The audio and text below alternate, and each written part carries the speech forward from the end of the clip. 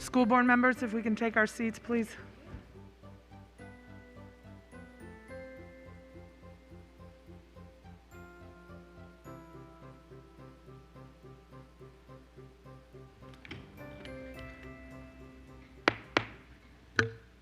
The November 22nd, 2021 regular meeting of the Fairfax County School Board will now come to order. Please stand as our student representative. Nope. Please stand as we recite the national anthem, followed by a moment of silence and Pledge of Allegiance, and followed by a moment of silence and a performance of the national anthem by the Marshall High School Combined Select Choirs under the direction of Kelly Pearson.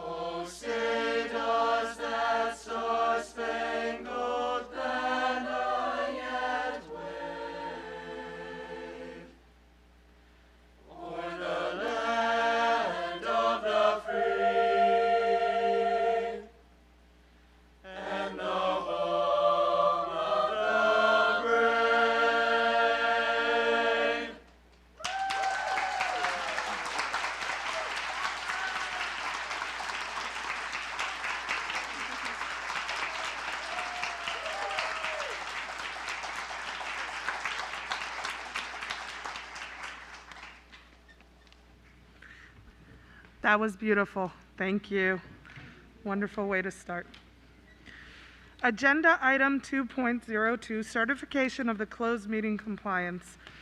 In order to comply with section 2.2-3712D of the Code of Virginia, it's necessary for the board to certify that since the Fairfax County School Board convened a closed meeting on matters lawfully exempted from open meeting requirements, and only such public business matters as were identified in the motion convening the closed meeting were heard, discussed, or considered by the board during the closed meeting.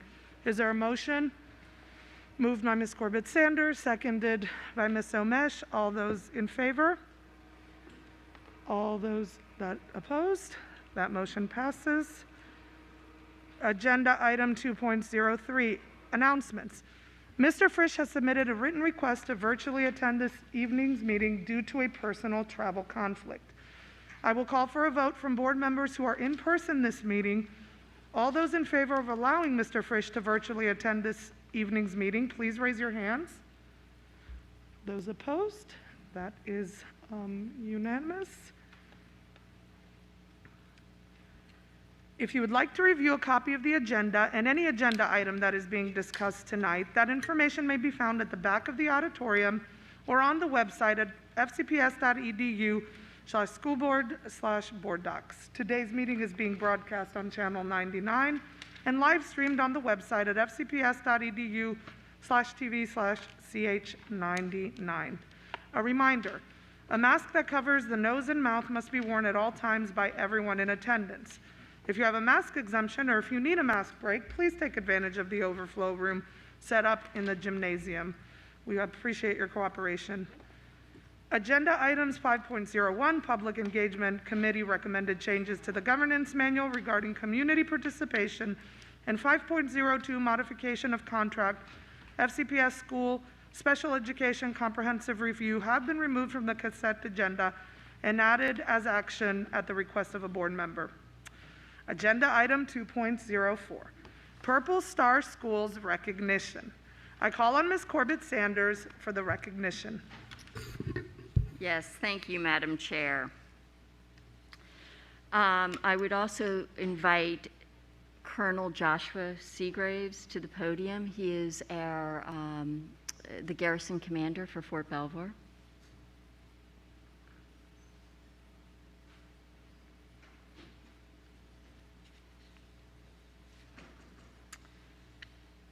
And if I can begin by saying, Virginia is home to over 75,000 military-connected school-age students, more than any other state in the nation. All of our Fairfax County public schools proudly welcomes and supports over 12,000 military-connected youth and their families who are part of our school community. Tonight, we are honoring 11 of our schools who have been awarded the Purple Star designation. In 2018, the Virginia Department of Education established the Purple Star designation to be awarded to military-friendly schools that have demonstrated a major commitment to students and families connected to our nation's military. Criteria established for the award were designed to increase educator awareness of military-connected youth and help schools structure their support to and for military-connected youth and their families. In the inaugural year, 14 Fairfax County public schools received the Purple Star recognition. Schools that earned this prestigious designation received a resolution from the Virginia State Superintendent of Public Instruction and a special Purple Star recognition to display at their school. The Purple Star Award serves to set each of these schools apart for the hard work of the faculty, students, parents, and community partners who stand together to ensure that our military-connected students are supported academically, behaviorally, and emotionally during their transitions. We thank the FCPS school staff and students from these 11 schools earning their recognition this year for the warm welcome to their military-connected students, and we thank our military families for keeping our nation strong and safe. I would like to give Colonel Joshua Seagraves, the Fort Belvoir Garrison Commander, the opportunity to say a few words to our Purple Star schools. Great.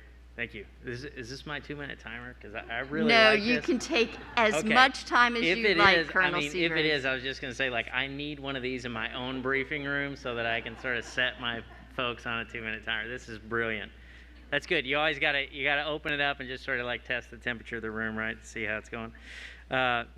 First, just thank you to the board for allowing me to attend tonight and just make a couple of announcements.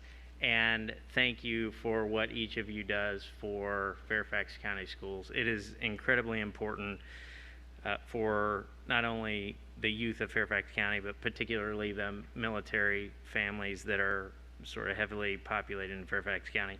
And I think what I'd really just like to say is the Youth Ambassador Program really is particularly important to us. It supports new military students to their schools in all sorts of ways and connections with other peers, touring, teachers, and then other clubs and sports and representatives. That's a particularly important program. And then the other thing that I would say is don't underestimate the power of the staff and the administrators and what you do on a daily basis.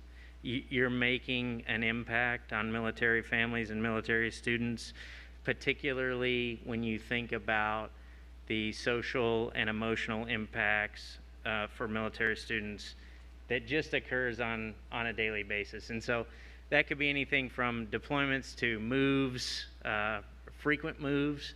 I would tell you in 23 years, I've myself moved a dozen times, and so I have 4 kids. One, it just went to college this year, and the youngest in 5th grade. So I'll just let you kind of figure out how, those impacts occurred. But anyway, just thank you to the staff. Thank you to the school board. We greatly appreciate our partnership and what we're able to do on a daily basis. So I look forward to handing out these awards. Thank you. Thank you, Colonel Seagraves. And I am forever grateful that you have not only joined the garrison, but you've also joined the Mount Vernon Magisterial District. So we're thrilled to have you. Thank you. At this time, I would like to ask my colleagues to please make their way to the front of the dais as we call each of our schools to come forward for a photo with the board.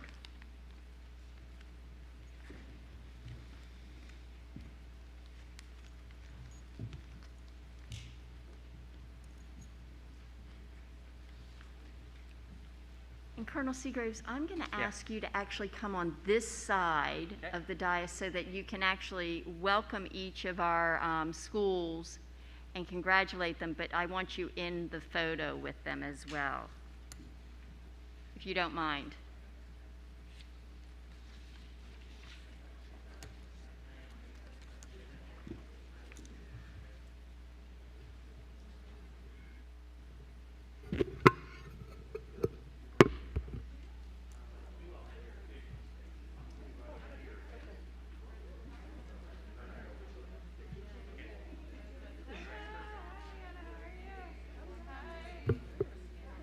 So we're going to go ahead and get started.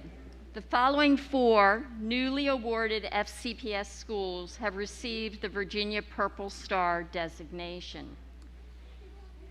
And I'm glad that the Region 3 staff have joined us since a number of them are in this region. So Cameron Elementary School.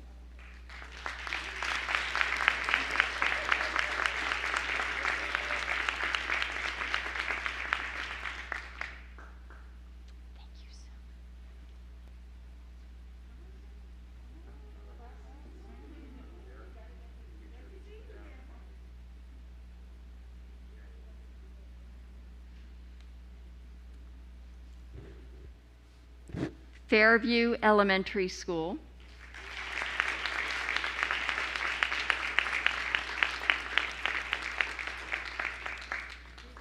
Thank you so much.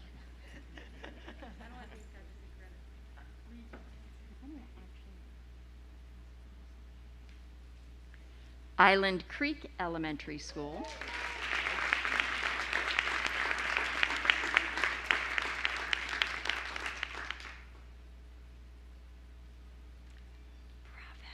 Did you bring your roller skates?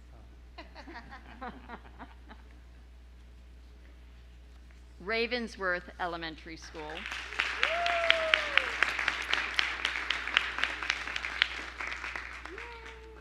Thank you so much.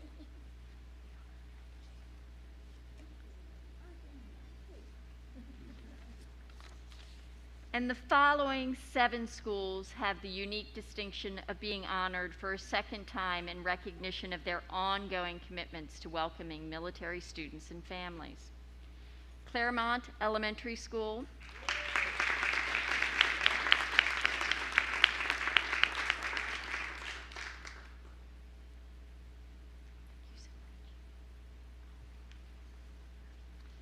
Flint Hill Elementary School.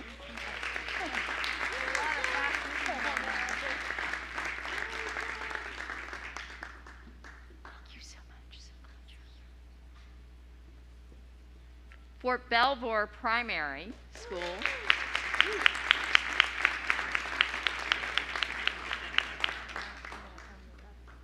And Fort Belvoir Upper Elementary School. For those of you who don't know, these 2 are the dynamic duo together. You can't have one without the other. Thank you. Hunt Valley Elementary School.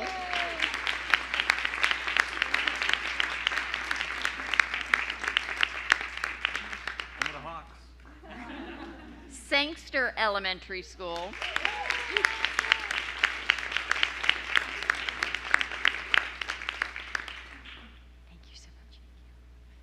And finally, Waynewood Elementary School.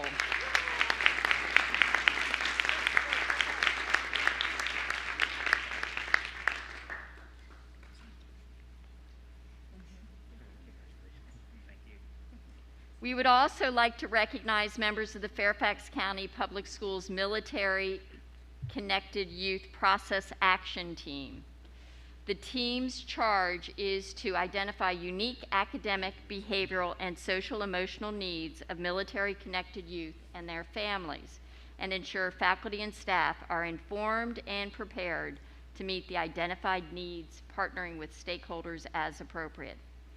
So I would like to invite the following members of the Military Connected Youth Process Action Team to come forward for the photo with our board members, Purple Star Schools, and the Garrison Commander.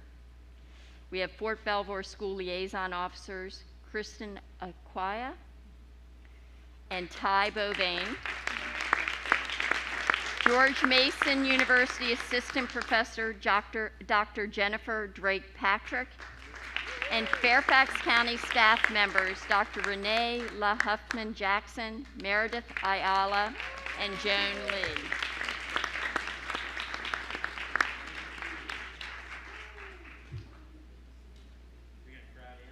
Yes, everybody. Megan, where are you? We need your help on the photo. Please get in the middle.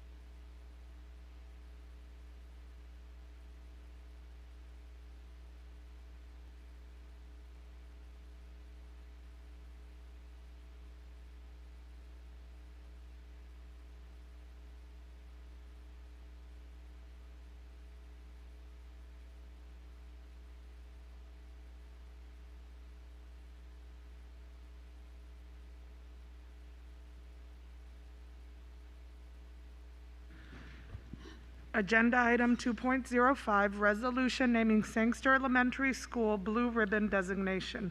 I call on Ms. Cohen for the resolution. Thank you. Whereas Sangster Elementary School is one of 7 Fairfax County public schools, this says in the state of Virginia, but I'm going to say in the Commonwealth of Virginia, to have been named a 2021 National Blue Ribbon School by the U.S. Department of Education, and whereas Sangster staff focus on the development of the whole child and are equally dedicated to seeing students grow academically, emotionally, and socially to become productive and contributing citizens in our ever-changing global community, and whereas Sangster Elementary staff believe that students learn best in a safe, caring, and positive learning environment that stimulates intellectual curiosity, fosters a commitment to lifelong learning, and promotes strong character development, and whereas Sangster is recognized as a model professional learning community school where teams are committed to providing students with high-quality Tier 1 instruction through collaborative planning, data analysis, and responsive instruction, and whereas Sangster Elementary has been recognized twice as a Virginia Distinguished Purple Star School for supporting military-connected students with over 150 families serving all branches of the military. Now, therefore, be it resolved that the Fairfax County School Board recognizes with pride the work of Sangster Elementary School administration and staff, their belief in shared partnerships between school, parents, and community, and their welcoming doors and celebratory environment where all who enter know they are valued and appreciated. I so move. Is there a second? Seconded by Ms. Sizemore Heiser. Ms. Corn, would you like to speak to your resolution? I would. Many of us get to share our schools with other board members, but I always brag that Sangster I get to keep to myself. And it's so good, though, I can't help but share it. So I certainly like to bring others along for the ride, and we had the opportunity to get to do that, Ms. Sizemore Heiser, Ms. Homesh, and myself, last week to come get to celebrate with a staff that certainly deserves every accolade. I just want to say, I know that it has been such a crazy ride for Principal Jankovich and our assistant principal, Jen Redford, to become a new principal in the middle of all of this crazy. You guys, it's been seamless. It's just getting to watch from the sidelines. Your staff feels supported. They feel loved and cared for. Your students feel supported and loved and cared for. And when you walk in the school, you can just feel it. It's warm, it's excited. Kids are just happy to be there. And I know that is because of the incredible work that you guys do.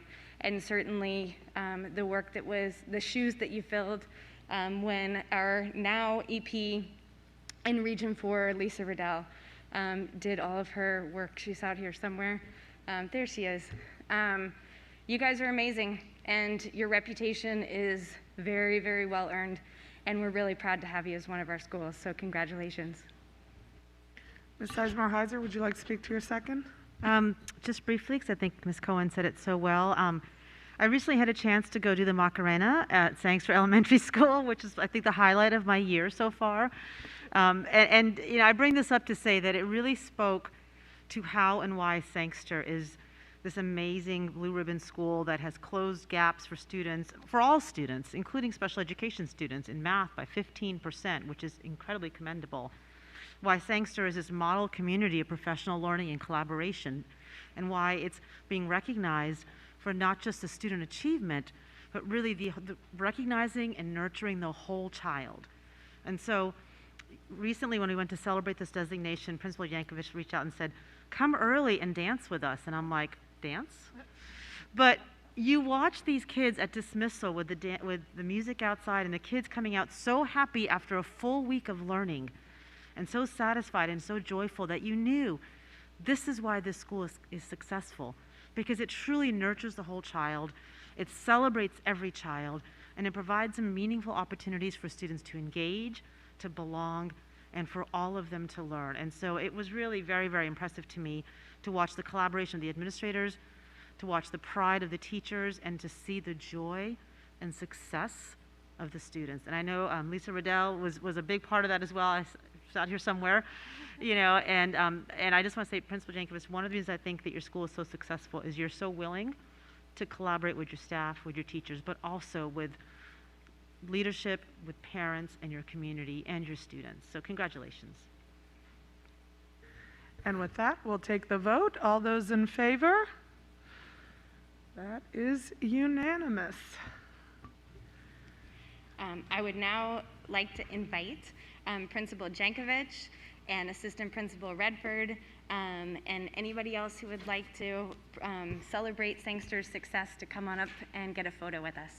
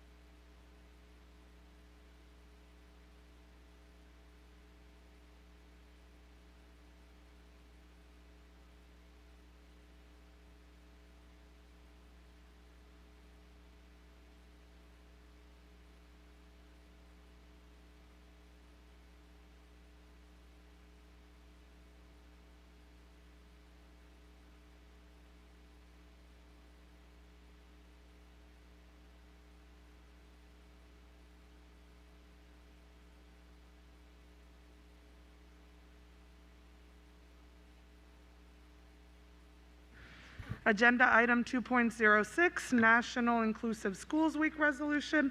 I call on Ms. Keys-Gamarra for the resolution.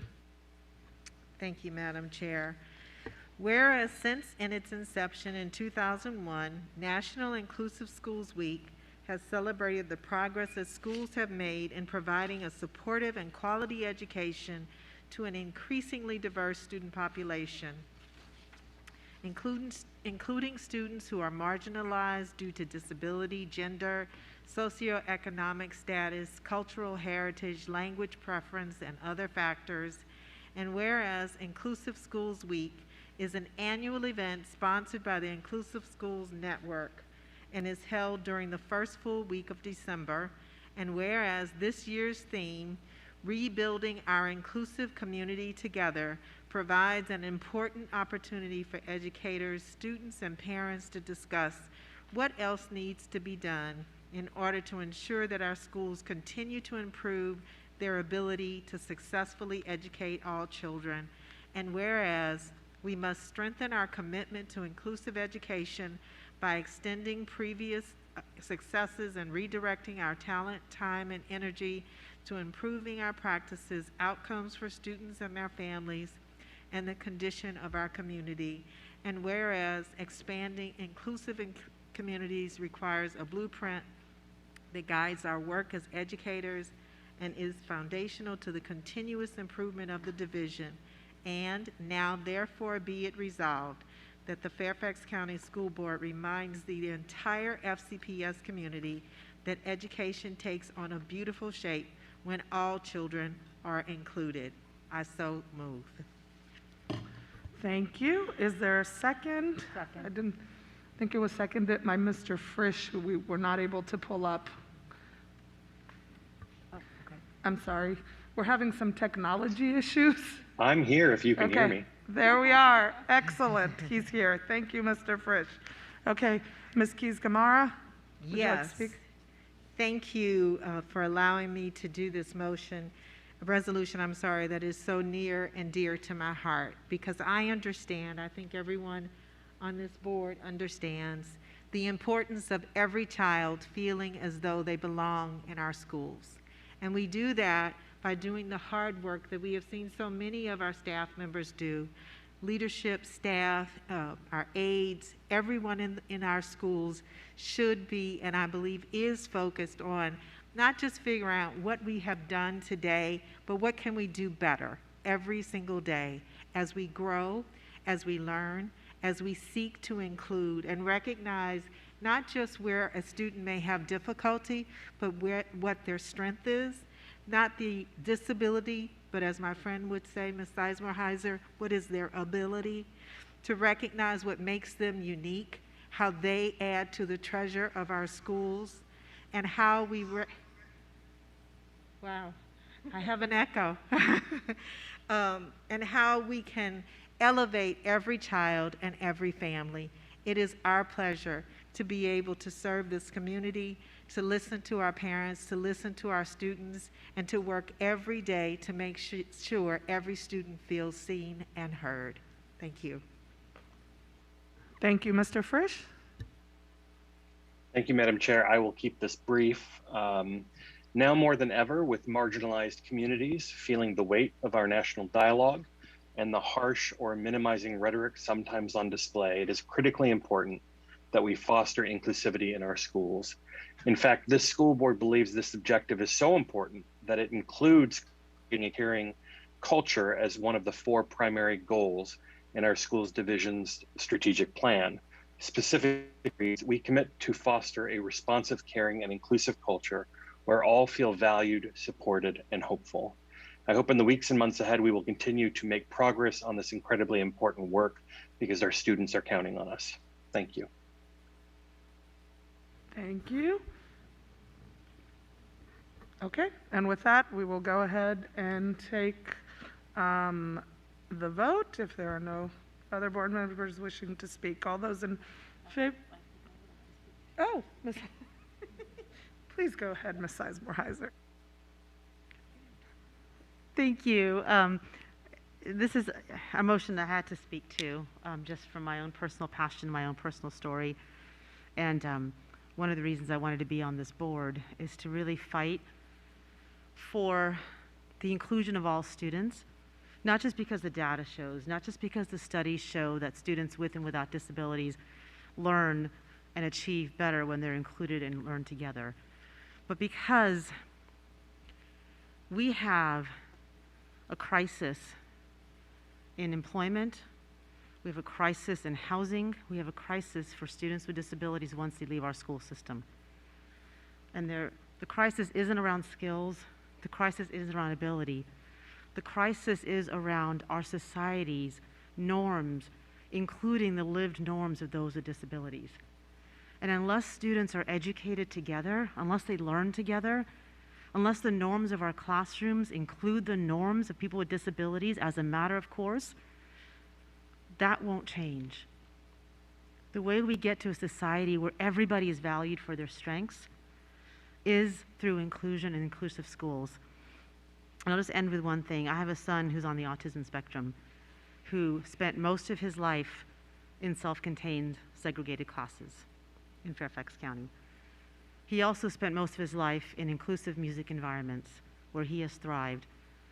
And every student and every teacher I've ever spoken to about my son has said how much they have learned, how much they have grown, and how much they have gained. Every student in those classrooms, when they leave Fairfax County, will be an employer, a coworker, a customer, a friend, a loved one. They need to know that his lived norms are their lived norms. And that's how and the only way we get there is through inclusion. Thank you. Thank you. All those in favor? That vote is unanimous with Mr. Frisch on the screen. I would like to invite parents, students, and staff who are in the audience and in support of the resolution to please join the board at the dais for a photo.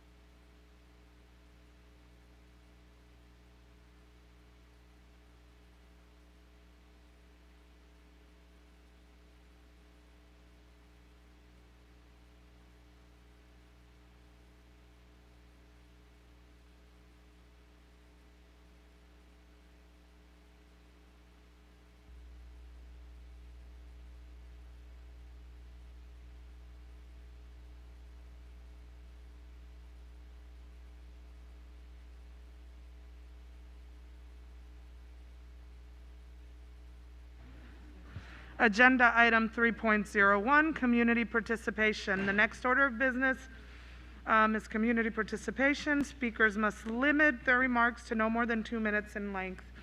At the conclusion of the 2 minutes, the microphone or video will be turned off. School board members will be listening but not responding to individual speakers. The school board will not hear statements involving issues that have been scheduled for public hearings, such as a capital improvement program, budget and boundaries. Comments targeting, criticizing, or attacking individual students are not permitted during public meetings. Complaints regarding school-based employees should be directed to the appropriate school principal or other school official. Speakers should refrain from using personally identifiable information in connection with an individual student or school-based employee. Additionally, speakers should be respectful and observe proper decorum in their statements, avoiding profanity, inappropriate gestures, shouting, and comments that run counter to the spirit and letter of the school division's non-discrimination policy. All statements should be directed to the school board, and speakers should remain at the podium until concluding their remarks. In-person speakers should wear a mask when addressing the board. We are grateful for those who have come to speak to us today. We thank you for your cooperation, and if individual school board members go to the back, please know that there is a feed and they will continue to hear your comments. Our first speaker is Brian Tomer.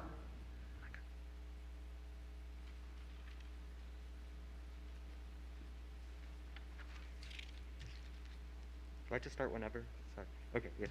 Dear FCPS board members, do you know what were the two best things to come from online school last year? It was the ability to be educated no matter what your health status was, and the ability to be educated from anywhere. FCPS board members, I know the PAUSE education system is still in its infancy, but I'm here to tell you why it's flawed. It's flawed because of the 3-day wait and the inclusivity of other illnesses.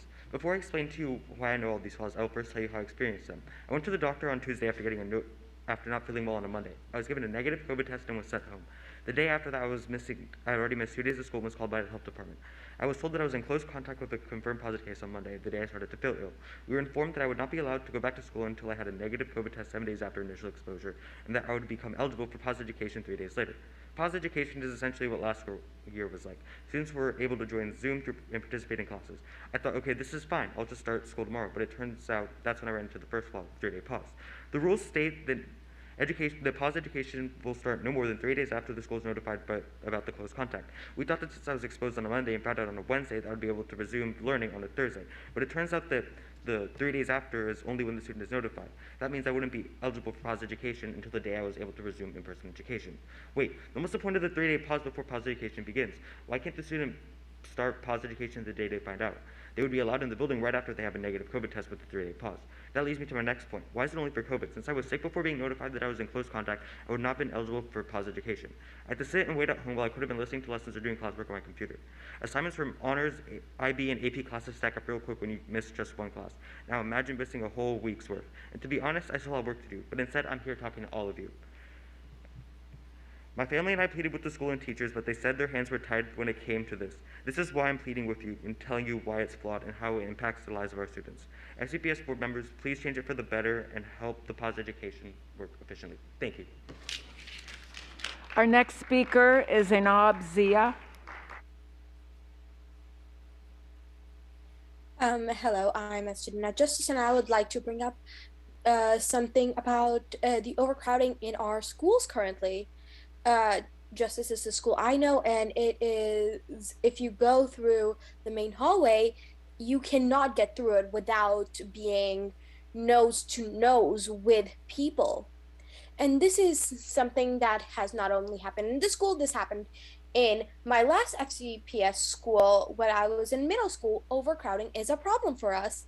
And because of COVID, we've had the ability to do virtual days, to do hybrid, and that has led me to believe that if we can solve our overcrowding, instead of just adding and adding and adding on to our buildings and spending our budgets like that, we could possibly make it so students can attend hybridly as it works for them.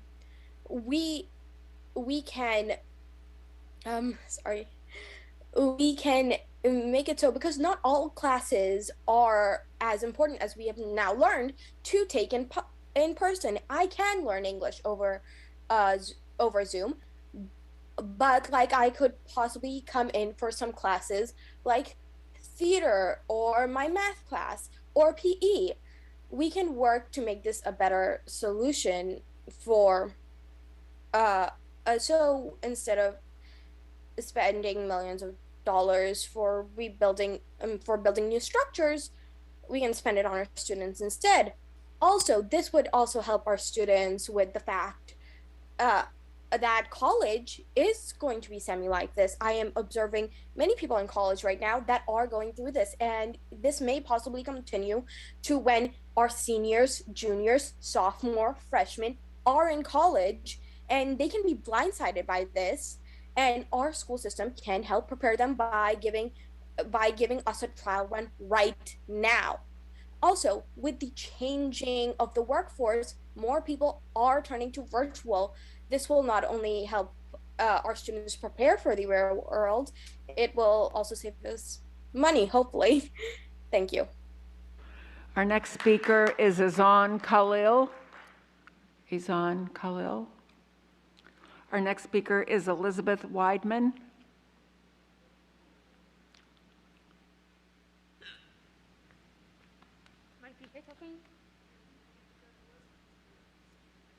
Oh, okay. Hi, my name is Elizabeth Weidman. I'm an 11th grader, special education student at West Fairfax County High School.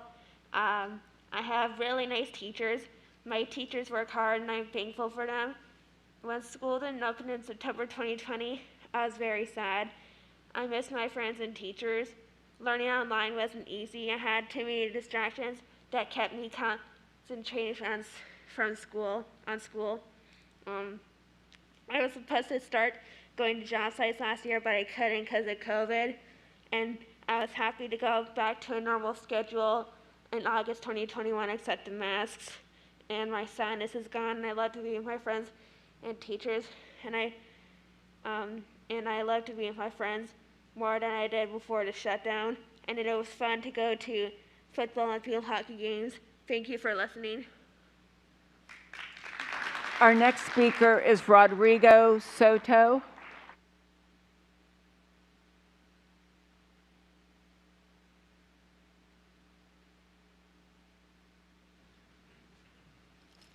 Hello, friends. My name is Rodrigo, and I am a proud graduate of Lewis High School's class of 2012. I'm here to speak in support of creating a more inclusive environment in FCPS schools for LGBTQ students, especially as a minority of people seek to push students and staff back in the closet or worse. This year marks 11 years since I came out of the closet, the sophomore year of high school. Words cannot describe the internal storm that brewed inside me, filling my mind with dark clouds of fear, anxiety, and uncertainty. While the resources for me back then were limited, they existed. They existed in the form of my librarian, who was the most amazing advisor to our school's book club, and more importantly, a mentor I still look up to today. They existed in my sophomore and junior year English teachers, who taught me the power of words and how to speak my truth. They existed in the countless friends that greeted me in open arms and open minds, especially those that had never met another gay person before. We've made progress over the last few years, but cannot turn back now just because few are upset that LGBTQ students and staff are finally beginning to be treated equally. I'm grateful for the work that the school board has done over the past few years, and look forward to all the board will continue to do to make sure that everyone in the FCPS family feels welcomed and supported, especially now in the areas of more trans-inclusive school policies and stronger safety nets for our most vulnerable community members and friends. Thank you. Our next speaker is Sandra Davis.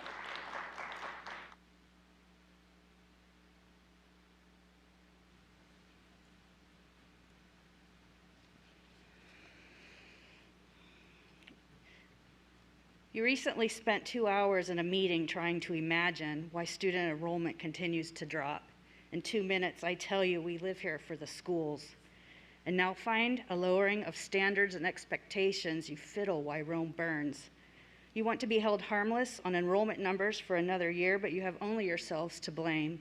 No amount of artistic interpretation of the data or contextual disclaimers will gaslight the parents of this county. Parents no longer buy your efforts to dress up a mediocre education as a premier system. Many defense industry parents think FCPS is itself a national security risk with our race to the bottom, especially in math. Special ed forums are aflame with how this county sues students and parents rather than provide services the law requires. You survey students about their sexual behavior with questions so intrusive that if you asked them on the street, you would be arrested. And with the constant data breaches, the promise privacy is a sham. Students are pressured, singled out for opting out of the surveys and not turning in optional federal forms. Start identifying off-ramps for the filthy masks kids wear all day. They are still forced, many of them, to wear them outdoors. You pretend that vaccinating the youngest will lead to no mask, but parents see what happened to the vaccinated high schoolers. Schools were not open for over a year because you mismanaged your staff. We see it. You allowed special interests to dictate the terms and narrative using disruption to further your agenda. You put children last. Focus on learning loss. Prince William used COVID funds to pay for private tutors. You used ours to pay a company to data mine our children. Parents are tapping into 401ks, college savings, deploying even to pay for private. Others are just stuck, waitlisted, so many more want to leave. Enrollment numbers didn't tank because parents are afraid of the virus. They're afraid of your decision making. It's reflected in the gubernatorial election. Our next speaker is Alejandra Alba. Alejandra Alba. Our next speaker is Shauna Yashar.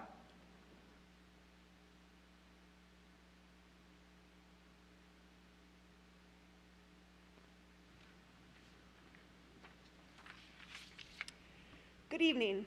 Thanks to hundreds of dedicated scientists, doctors, and government officials, we have the COVID vaccine for children. In Fairfax County, we have seen families embrace this advancement, and a remarkable 87% of our teenagers are vaccinated. At indoor business meetings, wedding receptions, concert venues, and grocery stores, adults who attest to their vaccination status are free to walk around unmasked with no social distancing. Why can't our kids? Why can't our teachers? Masks are not harmless mitigation measures. The science behind the psychological effects of masks have been known for decades. Psychologists agree that masking disinhibits people. While human beings behind the mask stay the same, their psyche and behavior changes. I challenge this board to question whether the uptick in school disciplinary problems are simply due to the students being virtual for over a year, or whether the masks are playing a role. I've spoken to numerous teachers about how the school year is going. They respond that the kids are behind academically and emotionally damaged from the COVID restrictions, and it is hard to help them because they can't understand them behind the masks. Last November, this board professed that Fairfax had not seen an uptick in suicide related to COVID shutdowns. While true, you all knew it was coming. You knew the mental health problems were growing. This summer, the CDC reported a 51% increase in suicide attempts among teenage girls in 2020. Just last month, Dr. Martin told you that the mental health damage suffered from schools being virtual is permanent. He said that the toxic stress caused to the brains of the kids is irreversible. Ask yourselves, are the masks causing toxic stress too?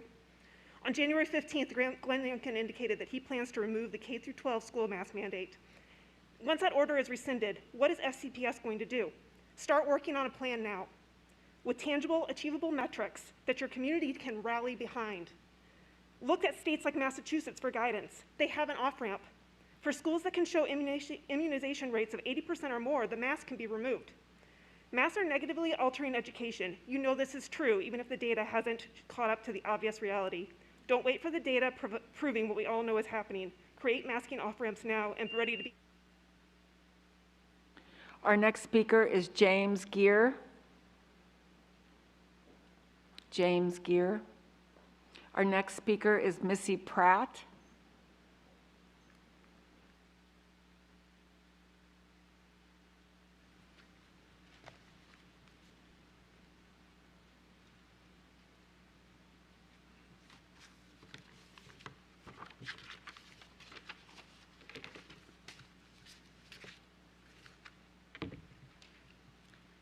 School Board, Dr. Brabrand, leadership, thank you for all the hard work that you're doing.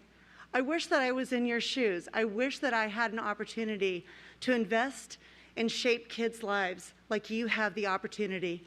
And what I'm going to ask you now is, with that opportunity, why are you allowing the questions that are coming to our students that is data mining our students, almost 300 questions about sexual activity, about suicide. Why are you allowing these questions? Almost 300 questions this fall alone. I'm going to read from the Fairfax County Youth Survey. Some people describe themselves as transgender when their sex at birth does not match the way they think or feel about their gender. Are you transgender? Which of the following describes you? Heterosexual, gay or lesbian, bisexual? Have you ever had sexual intercourse? How old were you when you had sexual intercourse for the first time? During your life, with how many people have you had sexual intercourse? During the past 3 months, with how many people have you had sexual intercourse? Did you drink alcohol or use drugs before you had sexual intercourse? The last time you had sexual intercourse, did you or your partner use a condom? Let me jump to the Virginia High School survey. Some people describe themselves as transgender when their sex at birth does not match the way they think or feel. Are you transgender? During the past 30 days, how old were you when you had sexual intercourse for the first time? During your life, how many people have you had sexual intercourse with? And then we go on to ask about suicide, 6 questions about suicide. Why are we data mining our children? Why are we prying into their lives and pulling out this information? Please stop. Our next speaker is Tricia Wolf. Tricia Wolf. Our next speaker is Holly Hazard.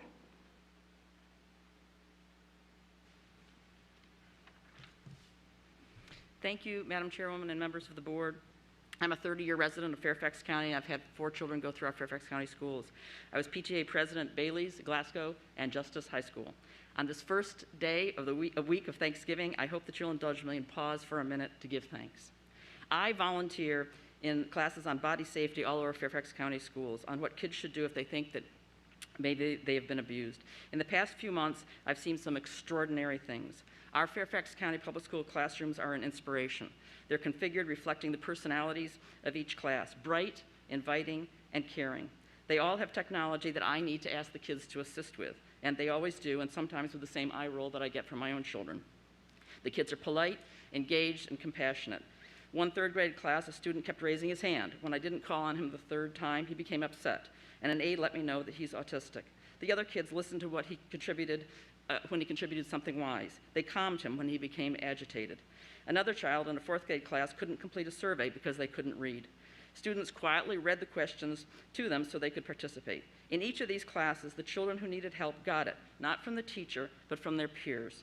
These same peers will enter adulthood with the empathy that if someone is a little bit boisterous, they shouldn't assume that he has bad manners. If someone is taking some time reading something at the front of the grocery line, they should help her, not judge. I am so grateful for the educational rigor that I've witnessed in our schools. I'm grateful for Fairfax being one of the top academic school districts in this country, for investing in science-based reading, for feeding our children over 6 million meals over this past year, but also for the children who will grow up to be kind and with a vastly different sense of normal because we've normalized our differences. I am very grateful, and I wish you a happy Thanksgiving with your families. Our next speaker is Robert Rigby.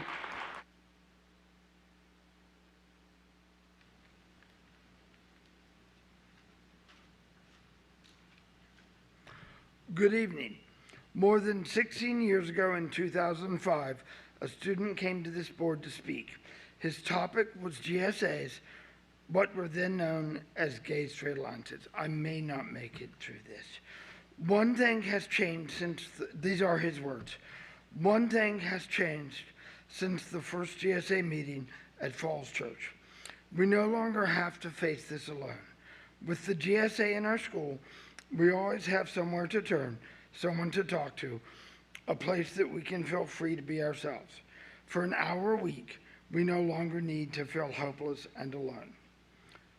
Continuing, as I leave Fairfax County Public Schools, I can only hope that GSAs will continue to grow and that someday no student, gay or straight, will ever need to feel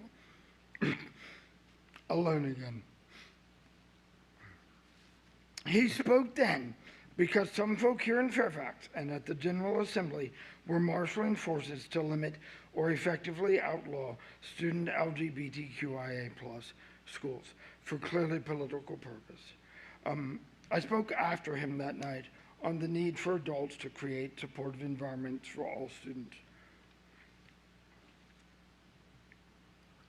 I think GSAs and supportive teachers are or will be coming under attack now, again for political purposes. The whole community must stand up to support vulnerable students, all students. Our next speaker is Kelly Maida. Kelly Maida. Our next speaker is Norm Hall.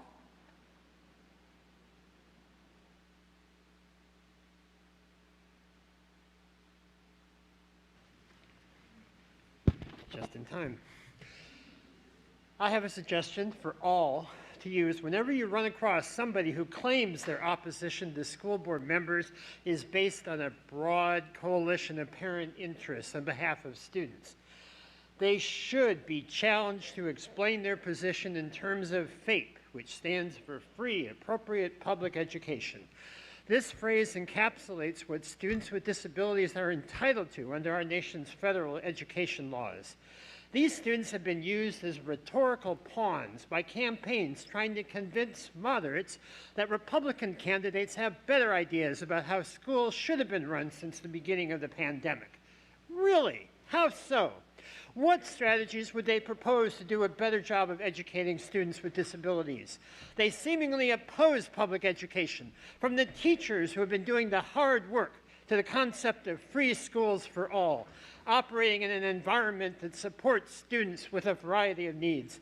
How will they show that they value students who have been historically marginalized? Will there be a full commitment to inclusive schools, no matter the background of the students and their families? What supports will be added, and how? We need to ask everyone who feels they have answers on how to run public education, how their solutions will hold up for all of our kids, especially for those whose education has fallen behind. Because so far, the playbook has been centered on phantom problems, and we need more than phantom solutions. The school board members I know understand this. I hope they know how much their communities appreciate their efforts to work on real solutions to real problems, the real challenges that exist. And I look forward to true engagement in ESSER 3 funding and the special education audit. Thank you. May you have a blessed Thanksgiving. Our next speaker is Veda Ubal. Veda. Our next speaker is Kathleen Brown.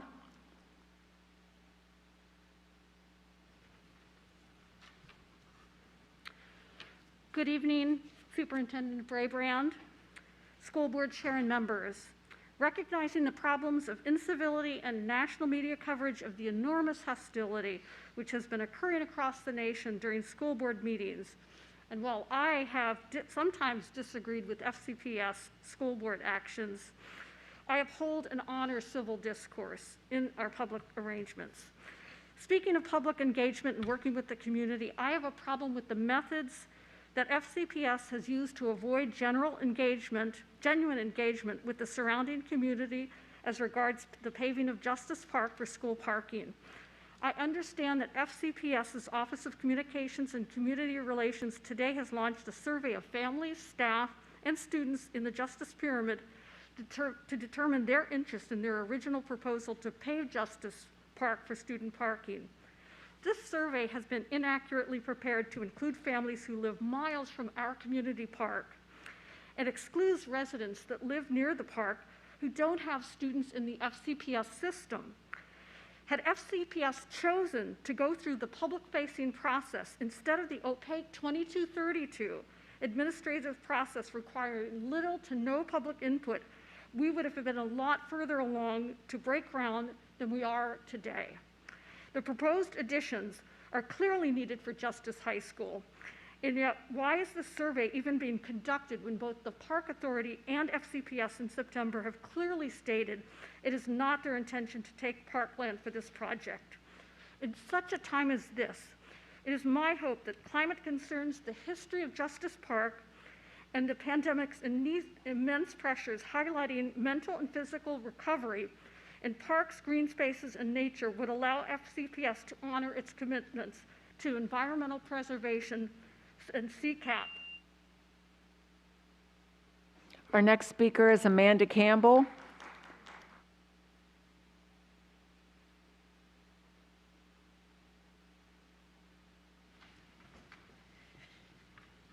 Good evening. My name is Amanda Campbell, and I'm speaking tonight as the Vice President of Fairfax County SEPTA. In the spirit of the season of gratitude, I want to thank you for passing the Inclusive Schools Week resolution tonight. While this 1 week a year gives us a chance to highlight the work of inclusion happening across FCPS, I know we are all in agreement that inclusion requires year-round commitment, and we appreciate our continued collaboration with FCPS to that end. Speaking of collaboration, we fully support the concerns and recommendations raised by the Advisory Committee for Students with Disabilities regarding the FCPS legislative agenda that you will vote on later tonight, especially those regarding Section S number 4 and Section S number 6, minimizing legislation beyond IDEA and maintaining the status quo of the due process burden. The statewide initiatives SEPTA identified in our 21-22 advocacy position statement, many of which align with sentiments we have heard from school board members, may require additional legislative work, and as the ACSD lays out clearly, families are at a considerable disadvantage when they have the burden of proof in due process. We hope the school board will consider amending these two items to account for the concerns raised by ACSD and to ensure that FCPS's legislative agenda works to decrease the burden on special education students and families. We would also like to draw attention to the fact that Congress reintroduced the IDEA Full Funding Act last week. SEPTA and Virginia PTA passed resolutions last year supporting the full funding of IDEA, and we look forward to collaborating with FCPS and the community to get this much-needed legislation passed. Finally, as budget season looms ahead, we'd like to remind the board of the significant concerns that the AIR audit of special education has already revealed, with more information to come as they delve into classroom observations and focus groups. Additionally, the implementation of the Equitable Access to Literacy Plan for all populations, including low-incidence disabilities and Cat B classrooms, will require significant budgetary commitment long-term. Please ensure that the budget accounts for the space to address the Our next speaker is Cameron Ward. Cameron Ward.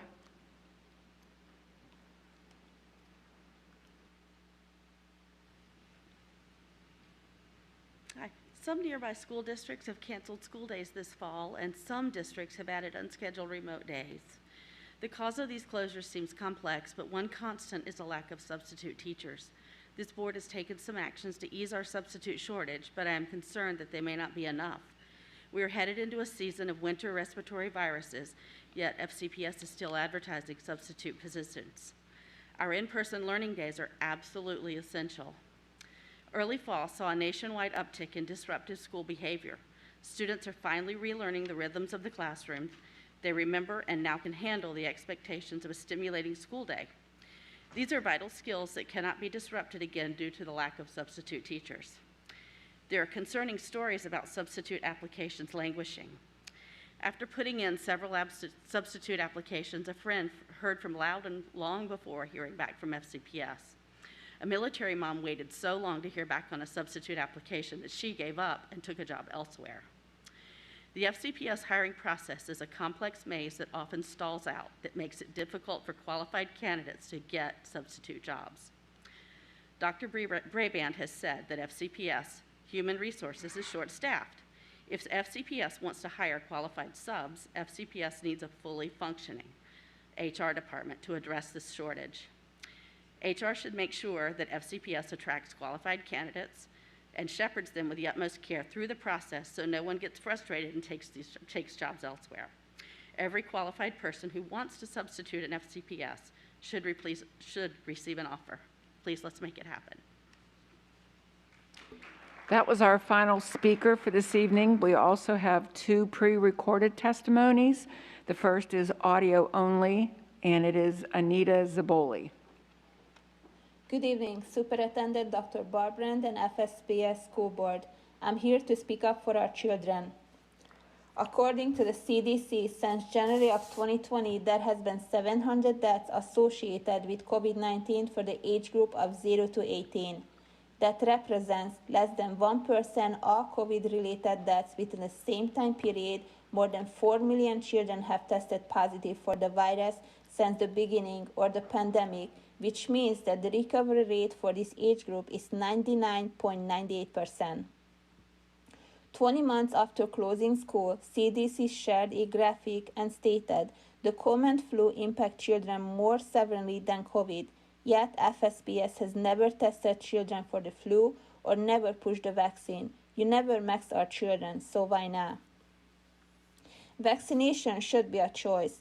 Majority are vaccinated at school, including teachers and some students, so they should be protected.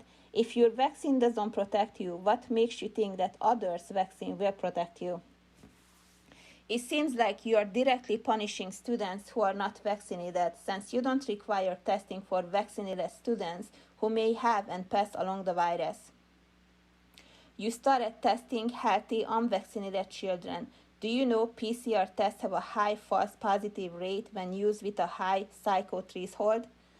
Why not test vaccinated individuals when Fauci clearly said vaccinated people can also carry the virus without symptoms?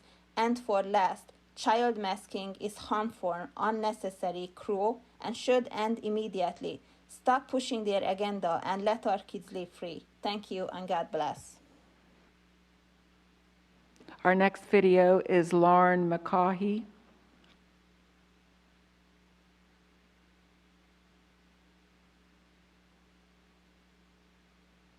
Good evening. My name is Lauren McCaughey, and I am speaking as an individual. I am a parent of 3 FCPS students and a member of the Advisory Committee for Students with Disabilities. I would like to thank the school board members for their continual efforts to reach out to community members and to gather the input of stakeholder groups in various ways, including through its advisory committees. ACSD is made up of 34 positions representing a variety of groups concerned with special education. We have several vacancies, and we encourage interested community members to consider applying to join us by emailing acsdchair@fcps.edu.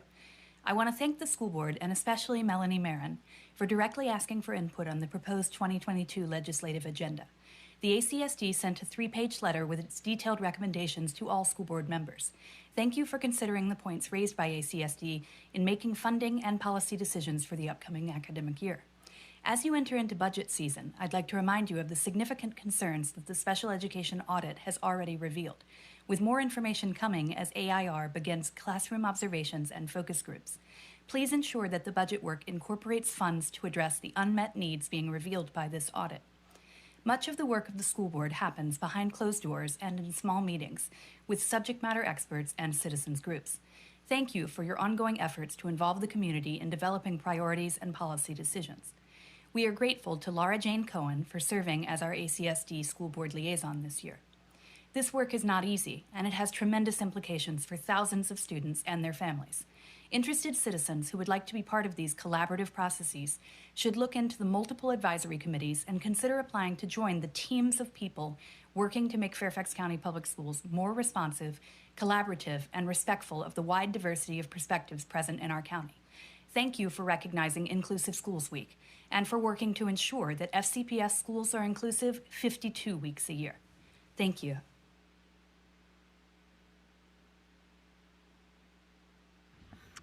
Agenda item 4.02 legislative program. I call on Mr. Frisch for the motion. There he is. Fairfax County School Board state and federal legislative program and priorities. Is there a second? Second. Seconded by Ms. Dernak Kofax. Mr. Frisch, would you like to speak to your motion? Yes, thank you, Madam Chair. Tonight we are considering the state and federal legislative program, which advances a host of priorities focused on academic achievement and critical funding objectives for our students. On the state level, the school board is prioritizing ongoing funding for remediation and learning recovery services to address the continued effects of the pandemic, appropriate funding for schools and school divisions with high concentrations of and significant numbers of students in poverty, English learners, and students receiving special education services, addressing state funding formula imbalances and inadequacies that disadvantage school divisions like FCPS, reducing the number of mandated standardized assessments, providing additional resources to help address critical staff shortages, college and workforce readiness, early childhood education, student mental health and behavioral health issues, English learners and students with limited or interrupted formal education. And this is very important, making sure that any revisions to the Commonwealth's tax structure do not negatively impact our school division or others. In addition to these priorities, which will enhance academic opportunities for our students, tonight we will hear from several amendments from individual school board members that advance the same overall goals, from increased support for literacy programs based on the science of reading, and providing continued access to rigorous and advanced mathematics at all levels, to better transitional supports for students with disabilities and investment in energy conservation that saves us money that we can later reinvest in our student success. Before I conclude, I'd like to thank Michael Malloy and staff for their hard work on this program, and my colleague Tammy Dernack-Koufax and Laura Jane Cohen for their collaboration throughout this process. I would also like to thank my colleagues for working to get their amendments submitted on time and in an orderly manner. This teamwork helps streamline tonight's conversation and votes. Thank you. Thank you, Mr. Frisch. Ms. Dernack-Koufax, would you like to speak to your second? Just briefly, thank you, Mr. Frisch, for that comprehensive review of what we work on all through the year as we work with our state delegation down in Richmond to ensure that our needs here as a school system are met, and as we review and update our priorities each year. I too would like to thank you for your collaboration and work with Ms. Laura Jane Cohen, as well as, of course, Mr. Michael Malloy, who is always there for us to help draft and keep us in line and to make us aware of the ongoing issues that will be at the doorstep of our school board as others, as the new administration takes effect in January. And I look forward to working with all parties down in the state capitol as we move forward in this process. And I look forward to hearing about the amendments that will be on the floor tonight.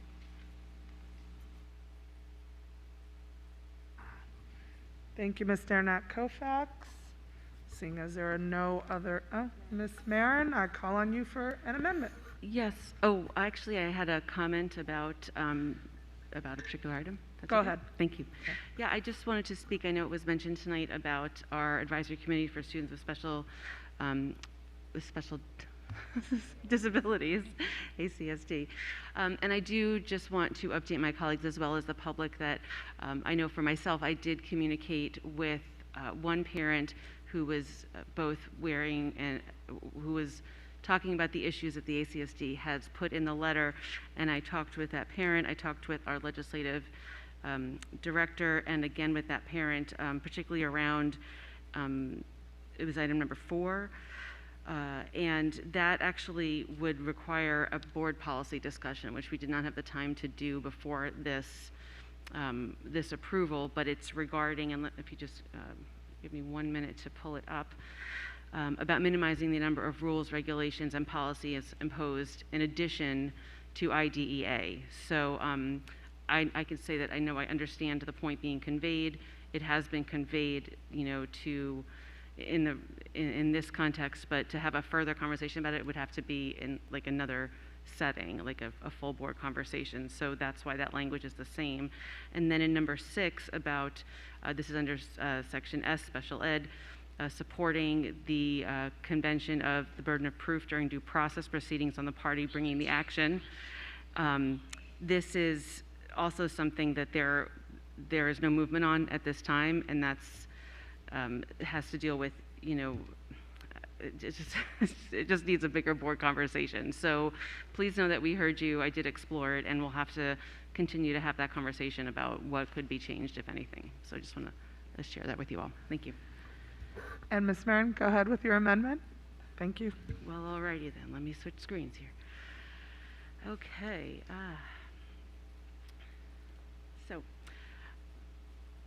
I move to amend the main motion under Fairfax County School Board 2022 state legislative positions to change item T, standards of accreditation, standards of learning, by adding new language as follows. Number 17, the FCSB supports literacy instruction that is grounded in the science of reading. Is there a second? Second. Seconded by Ms. Omesh. Ms. Marin, would you like to speak to your amendment? Yes, including this language in our legislative program is the culmination, but not the end, of collective advocacy from the community, the school board, and FCPS staff for using the science of reading to instruct students in reading and writing. The proven methods of the science of reading show that all students benefit from this instruction. Students who are able to more seamlessly learn to read and write will develop their literacy more deeply and quickly than without it. And for students who struggle with literacy, which reflects 20% of the general population that is dyslexic, students get quicker access to strategies that work. So including it in our legislative program makes it very clear that this is something that we support and are eager for support from the state. Thank you. Thank you, Ms. Omesh. Thank you. I'll be brief. As we discussed at our work session looking further into literacy for our division, it's clear that literacy is that new frontier for in equity work. Ensuring that kids, we address the barriers to cognitive and other barriers, and making sure that our support for these kids is grounded in the science of literacy and of reading, which is obviously what this amendment goes towards. So hopefully, not only on our division level, but our advocacy to the state in supporting those efforts will allow us to really move the needle on some of those achievement gaps we've seen stagnate for many years, and hopefully towards a broader equitable system, not only in Fairfax, but statewide. Thank you, Ms. Omesh. Ms. McLaughlin? Thank you. As a constant champion for data research and best practice, I really appreciate Ms. Marin bringing this amendment. And as someone who's been a longtime champion for our students with dyslexia and their families' advocacy, I just want to make sure that when we put this in, that our legislators, who this is sort of our statement, are going to understand what we mean. So, Ms. Marin, I was wondering if you might just be able to just elaborate a little bit more when someone might read this and say, so do Virginia school systems not use, literacy instruction grounded in science, and then what might that look like then? Because I think this is great. I just want to make sure we have that clarity for them and anyone who reads this. Sure. Well, the goal in this piece, as in I think some other portions of the legislative program, is to state our position and not be so prescriptive that it limits us to what could be. So right now there is this growing movement in the state that actually has bipartisan support, and there is some legislation being talked about at the state level. So there is an understanding by some legislators about the science of reading and how it is beyond just research-based and science-based, but actually a specific program. But as always, we don't want to advocate for an unfunded mandate. So this language is meant to be very broad in saying that we support instruction in the science of reading. That would transfer into anything related to training teachers, professional development, licensure changes, as well as if there's funding, certainly, or any specific curriculum or policy. So I think the goal here was to lay out a very open platform upon which forthcoming legislation and discussion could be had, and I would certainly love to educate and share information with any legislator that's interested in that. Does that help? That was perfect. Okay. And now Mr. Malloy will know exactly what to say, because we'll have someone transcribe your speech there. And I didn't mean to put you on the spot. I knew exactly where you're coming from, and that's why I was praising you for doing this. But I did also think that it would be really helpful as we try to build public awareness and appreciation for how important this is. So thank you for indulging me. Thank you. It's exciting. And obviously, yes, I'll support it. Thank you, Ms. Marin. We can go ahead and take the vote. This amendment is before us on the screen. All those in favor? All those opposed? Madam Chair, Yes. although I did vote on this, I did want to make a comment. My light was on. Oh, I'm sorry. You're all the way at the end. We didn't see you. Go ahead, Ms. Corbett. I just wanted to clarify that here in Fairfax County, we are working aggressively on implementing the science of learning, of literacy, and that we are working to ensure we're doing that. And what this amendment, like so many of the amendments to the legislative package that we are putting forth tonight, is one that actually captures what we are doing and sharing the best practices with the rest of the state. And so to address your comments, Ms. McLaughlin, I would hope that we would actually include in our in the toolbox that we provide to Mr. Malloy, who will be asked on these issues quite a lot or quite often, is that we give him some of the data that we know, and we also provide the best practices pedagogy that we're using here, that we are, it's the, I want to say OG training that our staff went through over the summer, and we're doing the train the trainer. And so it's really the opportunity to share our best practices with the rest of the state. Thank you. Thank you, Ms. Corbett Sanders. Let's just go ahead and take that vote over so it's clear. The amendment is before us on the screen. All those in favor, please raise your hands. That vote is unanimous with Mr. Frisch. If you want to go ahead and give a vote. I support. Thank you, with Mr. Frisch supporting as well. Yes. Ms. Bukarski, I just have sort of a technical question for you and maybe our clerk. We obviously want to post the language, but I'm trying to understand, are the people at home just going to, is the screen just showing them this? Because the board is going to keep talking all night, and I think putting the language up is good, but then they really should be seeing the board meeting itself. Yeah, that'd be great. I think it's good to put it up, but then I think that would be important. That is important. Thank you, Ms. McLaughlin. I now call on Ms. Tolan for an amendment. Thank you. I move to amend the main motion as follows. Under Fairfax County School Board 2022 state legislative positions, change items 1 through 3 under I, environmental sustainability / renewable energy, to number 1. The Fairfax County School Board supports state efforts to reduce the county's greenhouse gas emissions and operational demand for energy through efficiency, conservation, renewable energy, and education. Number 2, the Fairfax County School Board supports state resources, incentives, opportunities, and targeted goals for expanding renewable energy and energy efficiency and removing existing barriers to such efforts. Number 3, the Fairfax County School Board supports state resources to support deploying electric school buses and related charging infrastructure in local school divisions, as well as state capital funding dedicated to net zero and sustainability-related building construction, renovation, and infrastructure. The Fairfax County School Board supports additional dual enrollment and work-based learning opportunities focused on careers related to environmental sustainability. Number 5, the Fairfax County School Board supports state resources to encourage school locations and school access developments that maximize the ability for students and staff to bike and walk to school. And number 6, the Fairfax County School Board supports state resources to develop and promote outdoor classrooms and learning spaces at schools. Is there a second? I second. Seconded by Mr. Frisch. Ms. Tolan, would you like to speak to this? Yes, thank you.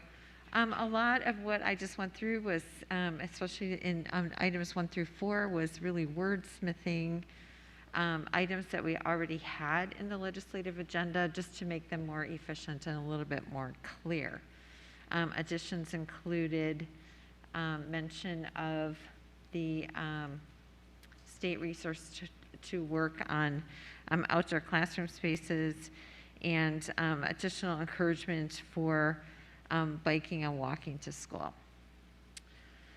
Fairfax County and our school division are putting forth an ambitious local plan, our JET goals, to reduce carbon emissions and take other positive steps to bolster sustainability. It's through these local efforts and the efforts of each of us that our nation and the world can combat climate change. Our goals are ambitious and we need state and national help to achieve them. Other districts in the Commonwealth also have ambitious sustainability goals, some even more ambitious than ours.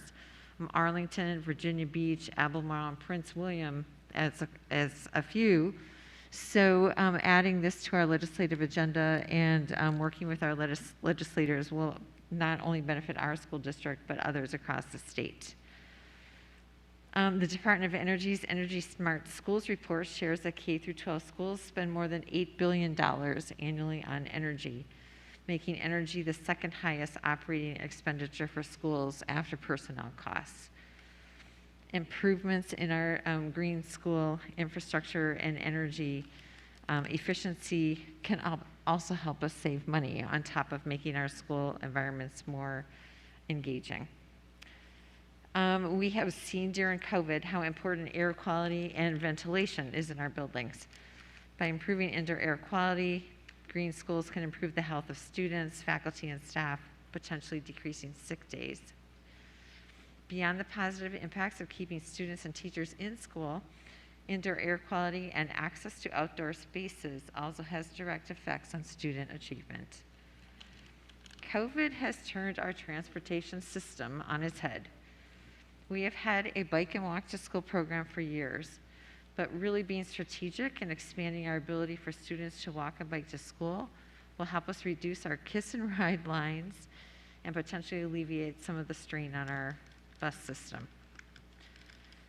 Workforce development, we have a whole section in the legislative agenda on workforce development across all areas of study, not just environmental sustainability. We're just putting this specific statement on workforce development in green careers in this one section. With the growth in electric vehicles and the recently announced investments in wind energy in the Norfolk, Virginia area, it is evident that investments in preparing our students for jobs in the green economy in Virginia will be beneficial, and these are just two examples. Our CTE staff has already set up internships and experiences for our students to grow in this area and are working hard to expand this work, and working with the state will be important. So I hope we can pass this amendment. I think it's important to at least say to our state level representatives how important environment and sustainability is to our district and many others across the state, and how a focus here can help us promote health and learning for our students and help us save money in the long run. Thank you. Thank you, Ms. Tolan. Mr. Frisch, would you like to speak to your second? Yes, I'll keep this quick. So as Ms. Tolan indicated, these goals are essentially a crosswalk between the JET goals, the Joint Environmental Task Force goals, that the school division and the county approved this summer. And one of the sections throughout the JET's final report was that the county and the school division would use its legislative agendas, their legislative programs, to advance the cause of the other recommendations throughout the report. And so that's exactly what this does. And I would just note on Ms. Tolan's final point on cost savings, based on the energy conservation that this school division has already done, we save $8 million a year. And that is money that is already being reinvested in student success. Imagine what more we can do by being even more efficient, conserving even more, and leading, not only in the region, but in the Commonwealth and across the country in the development of a green workforce. We have a lot to be proud of, and we have a lot of work yet. Thank you. Thank you, Mr. Frisch. Are there any other board members wishing to speak? And with that, the amendment is before us on the screen.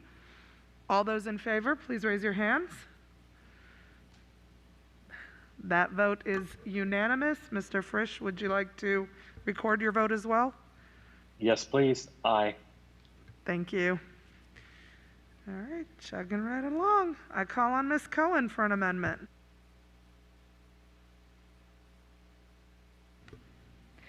I have two, because one is for state legislative position and the second is for federal legislative position. So just to clarify, same wording, but one going in our state program and one going in our federal legislative.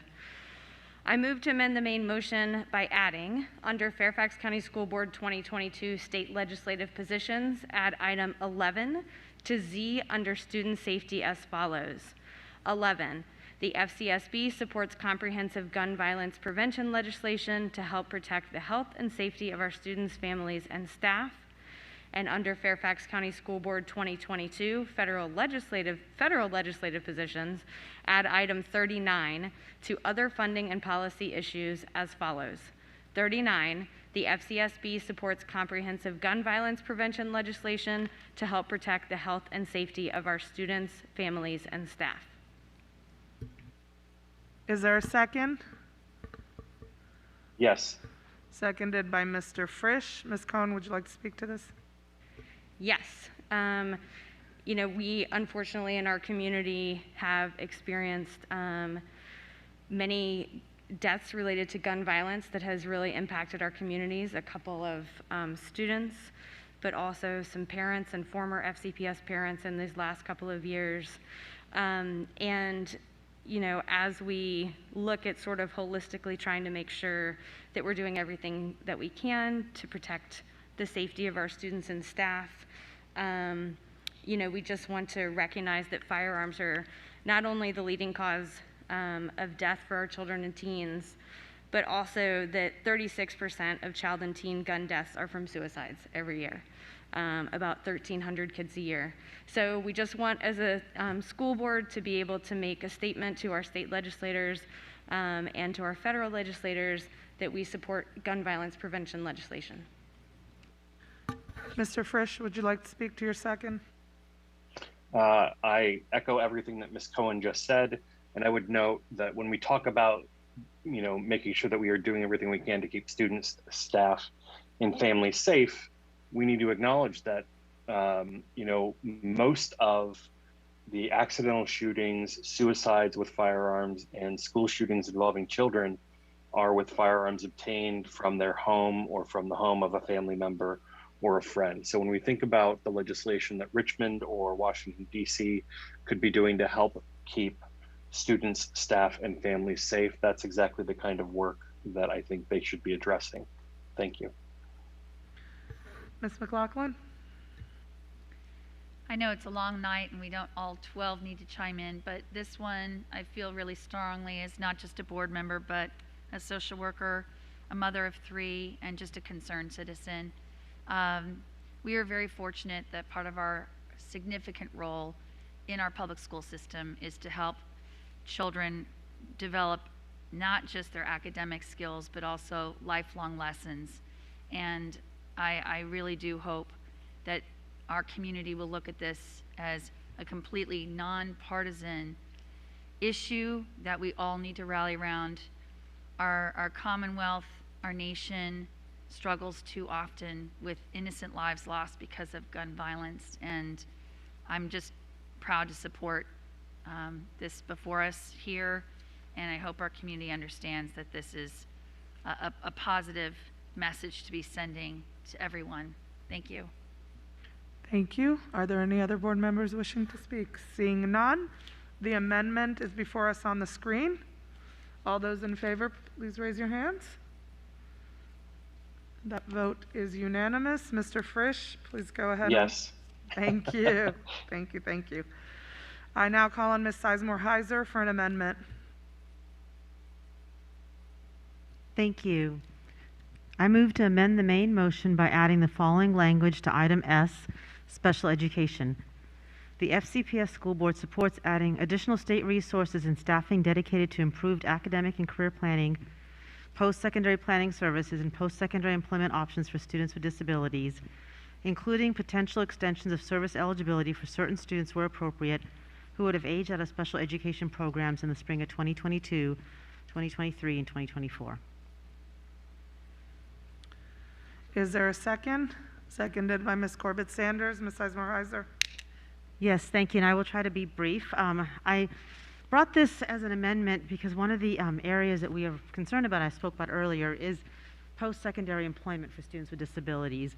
Currently, unemployment rates for adults with disabilities are between 60 and 70%. The JLARC study that came out on special education in Virginia specifically flagged transition services as an area of need. And in speaking to staff and parents, they often talk about the need for additional staffing and transition resources to start that transition planning more robustly at an earlier age.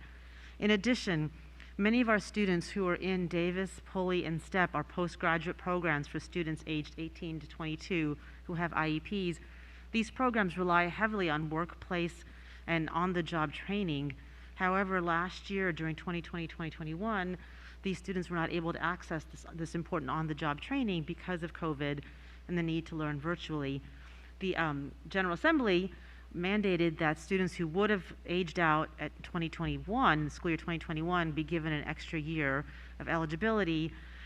And what this amendment would bring is to ask for permission on a case-by-case basis for any student who is in those programs during the 2020-2021 school year be allowed on a case-by-case basis to be able to extend that year of eligibility to get that really important job skills training. So I really appreciate the need. It's very specific, but the need for transition services is strong if we're going to have a successful outcome for our students with disabilities. So I'll stop there. Ms. Corbett-Sanders. Thank you. It is my pleasure to second this amendment because, as Ms. Sizemore-Heiser referenced, the services were interrupted during shutdown for COVID.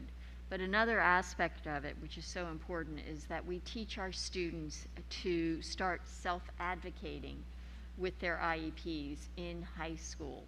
And that self-advocacy becomes more difficult in a virtual world.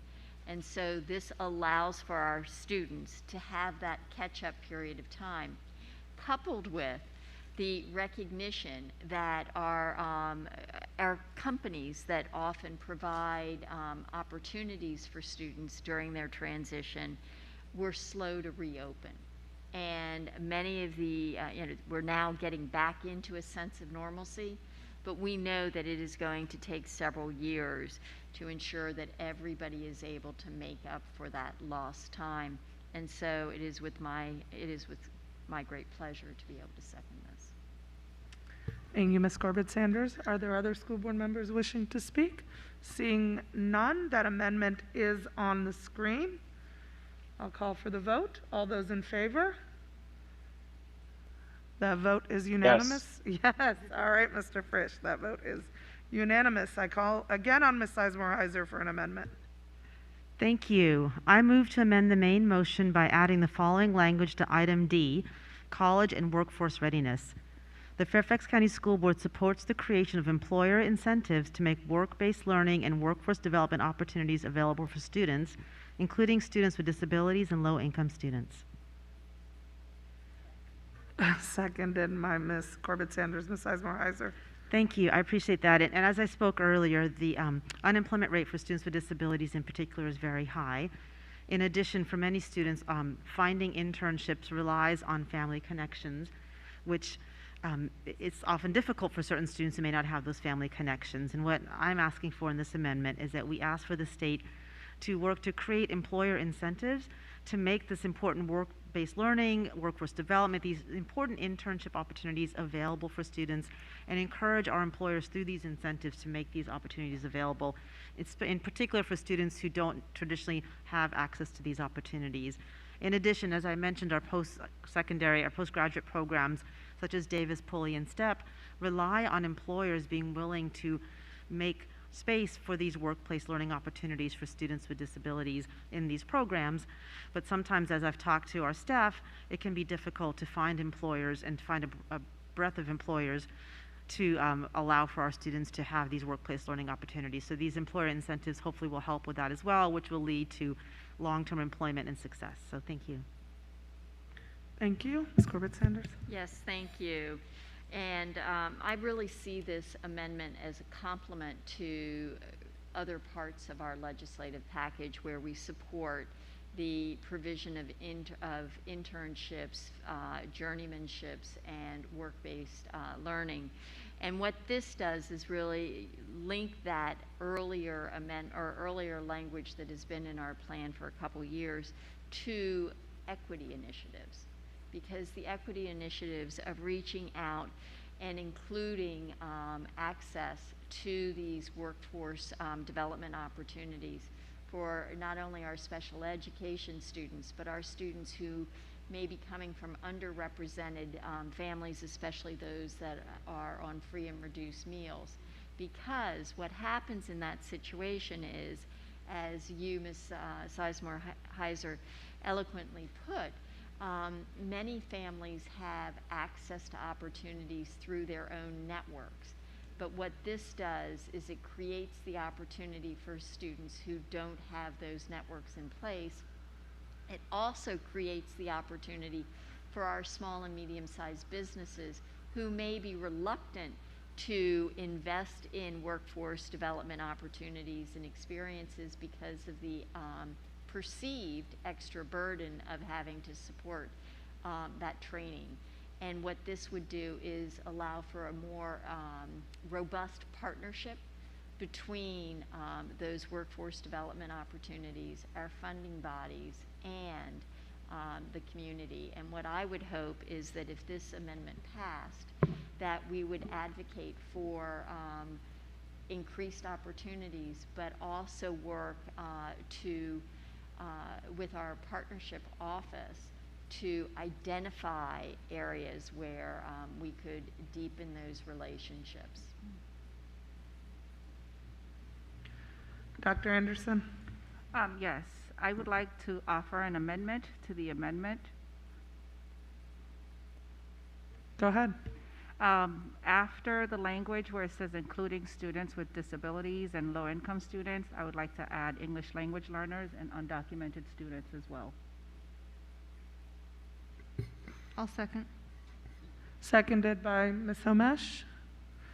Okay, Dr. Anderson?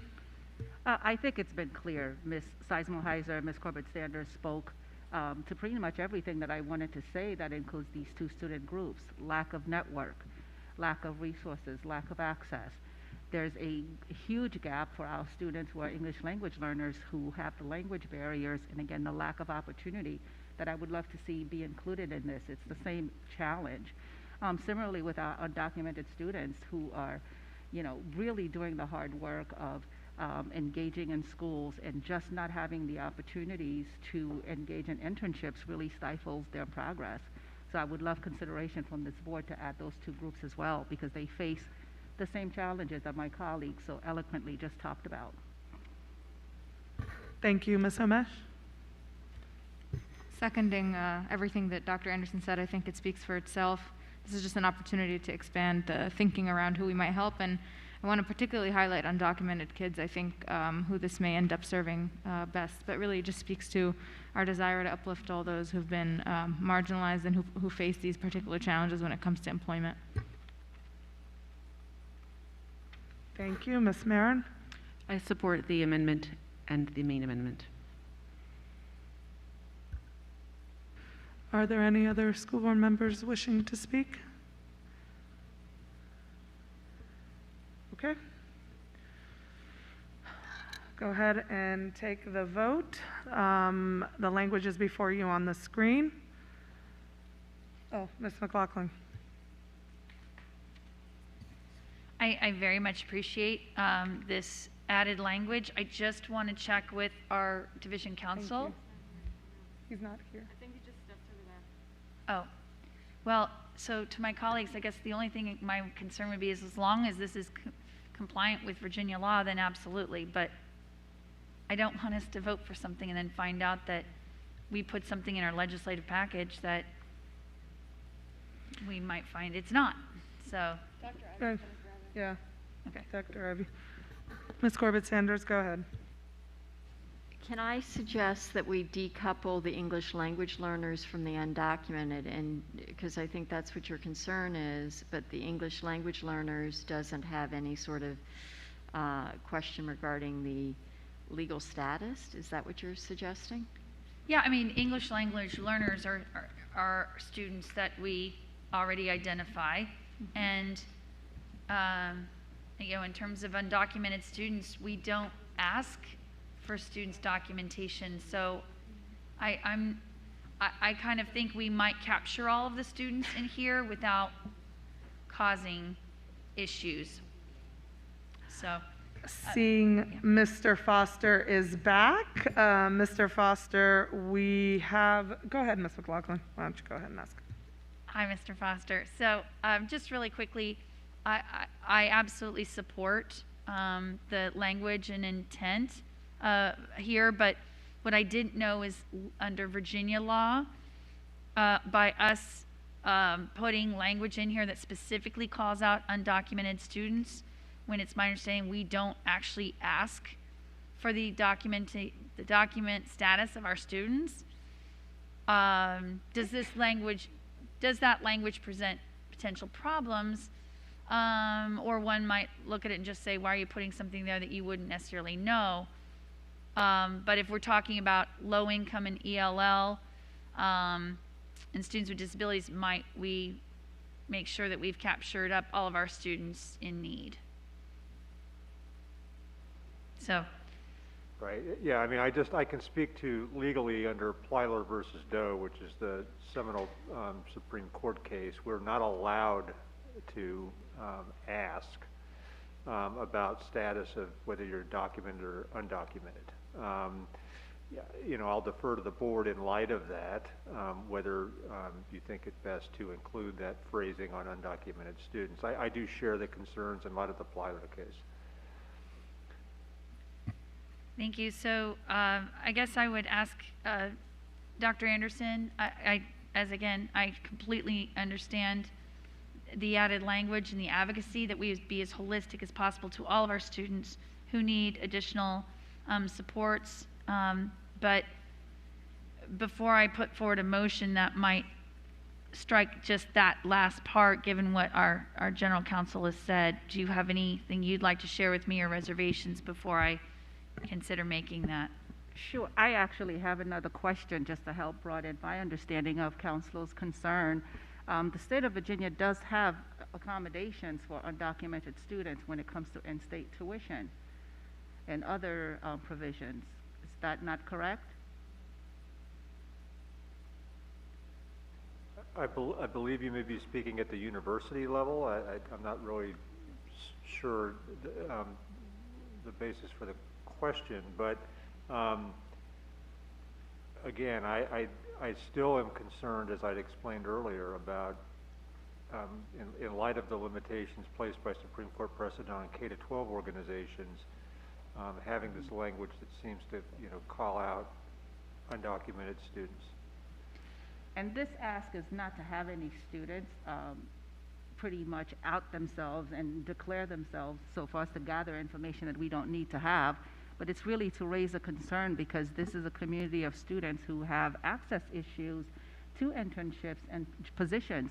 I do know that there's some support and counseling and not just, I'm not sure 100% what's happening in Fairfax County, but I also know in other jurisdictions like Arlington, where students are being guided through the college application process, through internships, primarily due to their undocumented status, so that they can figure out how to access some of these provisions that are typically not available.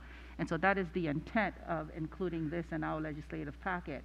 So I would like, if this is not something that we can proceed, I would like to have a more thorough reading by our attorneys on this issue. Yeah, I appreciate you giving that additional insight, Dr. Anderson. I think where my concern is, it's one thing for universities that have federal and sometimes state requirements for when they can give out financial aid and to whom. Like I know from my time at Georgetown, foreign students are not allowed to have financial aid awarded by the university because it's fairly regulated and the restrictions are against foreign students receiving it. So that might be where they have carved out in Commonwealth Virginia for qualifying for financial assistance. But I adhere to what our general counsel is saying. Specifically, we're trying to safeguard all students by not asking their documented status. So I'm a little concerned about then putting language in there that elevates and puts a spotlight on it. So I guess I would wonder what students, when you look at how we're trying to capture our desire here to help them by removing undocumented students, because it isn't a category that we ask. We do know all of our ELL students. We do know our students with free and reduced meals status, and we do know students with disabilities. That, to me, covers the student population that we're aware of that needs this additional support. But I was hoping to better understand if there was a need to keep this language in. So to our parliamentarian, Jason, you get to be on the spot. What would be the process for me? Because I know this language now belongs to the body. So if I wanted to propose removing undocumented students, where in the process does this take place? Yes, I was thinking that might come up. This would be a tertiary amendment, which isn't itself allowed, but you have some option. You're very fuzzy. Can I take this off temporarily? Thank you.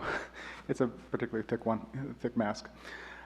This would be considered a tertiary amendment, which isn't actually allowed under the regular rules, but you have a couple of options. One, you could all vote it down and then have another amendment with just English language learners, excluding the other language, or you could ask for unanimous consent or to strike undocumented students, and that would be effectively suspending the rules to allow for that to be stricken. So that's an option as well.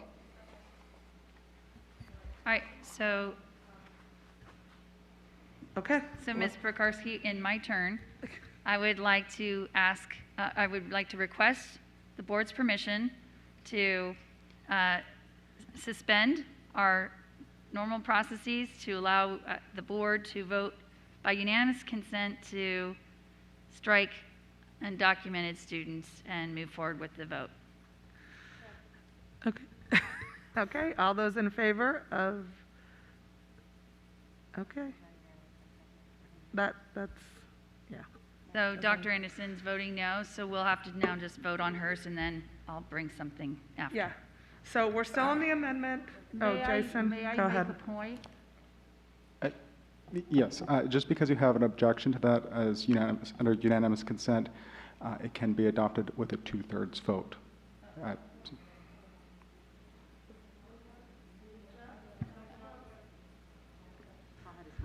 May I make a point? Well, we've got to vote through this right now, I think. So all those in favor of striking that language, please raise your hands.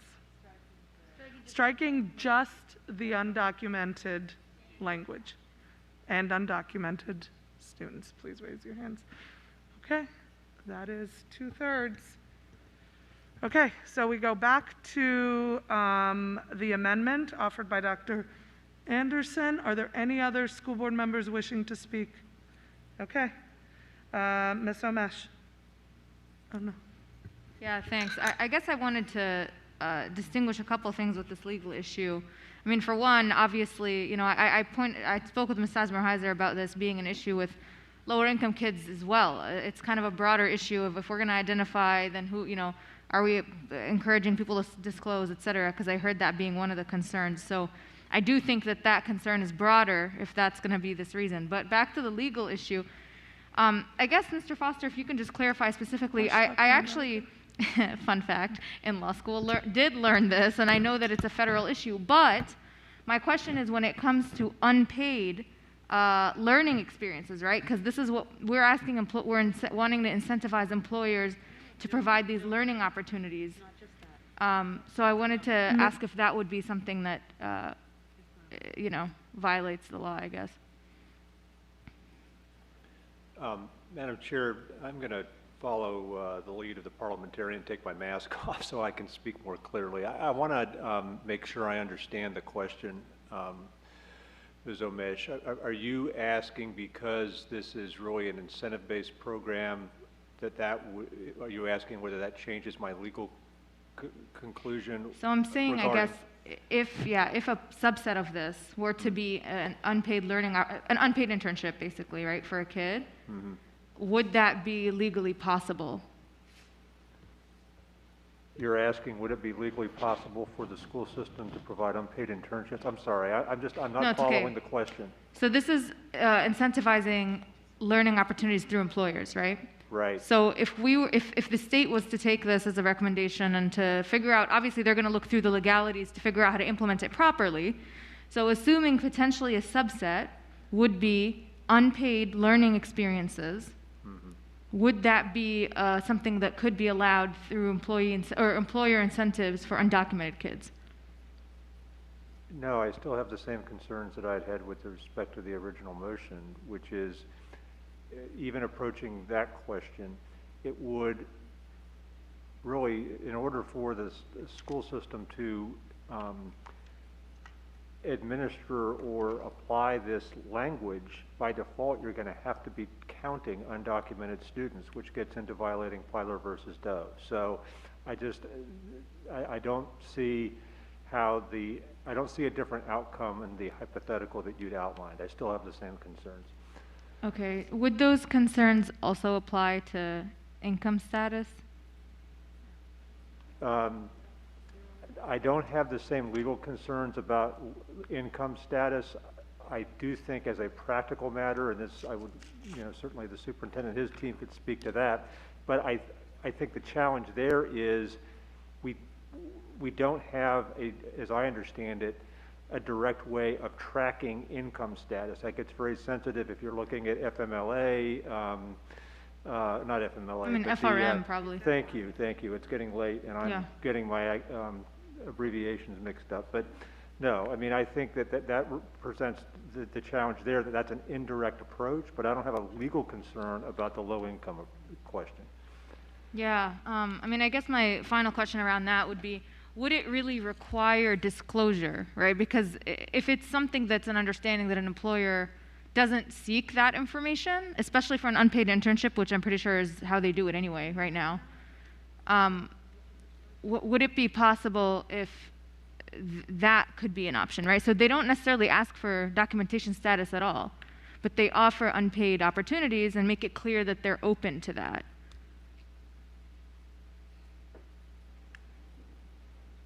I'm sorry, open to what? To, like, that they won't, ask for verification of that sort, that they won't exclude those who may not be documented. Yeah, I think at this point, I want to be helpful to the board. There's a lot of questions here. I'd be happy if you'd like me to do a memorandum on the different questions that Ms. Omesh has identified. I'm happy to do that. I'm just not really in a position this evening, off the cuff to be answering all, these several questions. Yeah, I think I'd appreciate, obviously this is going to be the agenda, but I think follow-up would be beneficial here. And I know, some of my colleagues are uncomfortable and folks are chatter and whatever, but I think the bigger picture here is this is a subset of people who don't think this is even an option for them. So can we, within the broader picture of what this is encouraging, even if it's a tiny sliver of what's possible, right? Even if it's just an unpaid internship that is not advertised for any particular documentation status and doesn't require that kind of legal, submission, could that be a possibility that could expand opportunity for this population, right? We all can share, obviously, the need to uphold our legal. Ms. Omesh, we're speaking to this part of the amendment now, so I think you're speaking to the prior part. So if you can kind of focus on this. Yeah, because we just struck that down without discussion, right? So that was the piece that, anyway, thank you. Okay, Mr. Frisch, followed by Ms. Corbett-Sanders. Thank you. I can appreciate the concern here. And one thing that I would offer as a remedy is, this board has already unanimously requested that the governance committee create a school trust policy that aligns with the county's policy. And embedded in that meaning is making clear to all families that the services, opportunities, programs of Fairfax County Public Schools are open to everyone regardless of status. And so I would hope that in the execution of this opportunity, that the school trust policy would make that clear to all families, that regardless of documentation status that we encourage people to take part and that they are safe to do so in our school system. And I think that's one way around this conversation over whether or not you're going to be requesting information that you may not be legally able to request. And I think it is a holistic issue.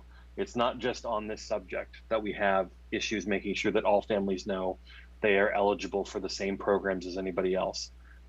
So I would offer that, and I look forward to supporting this. Ms. Corbett-Sanders.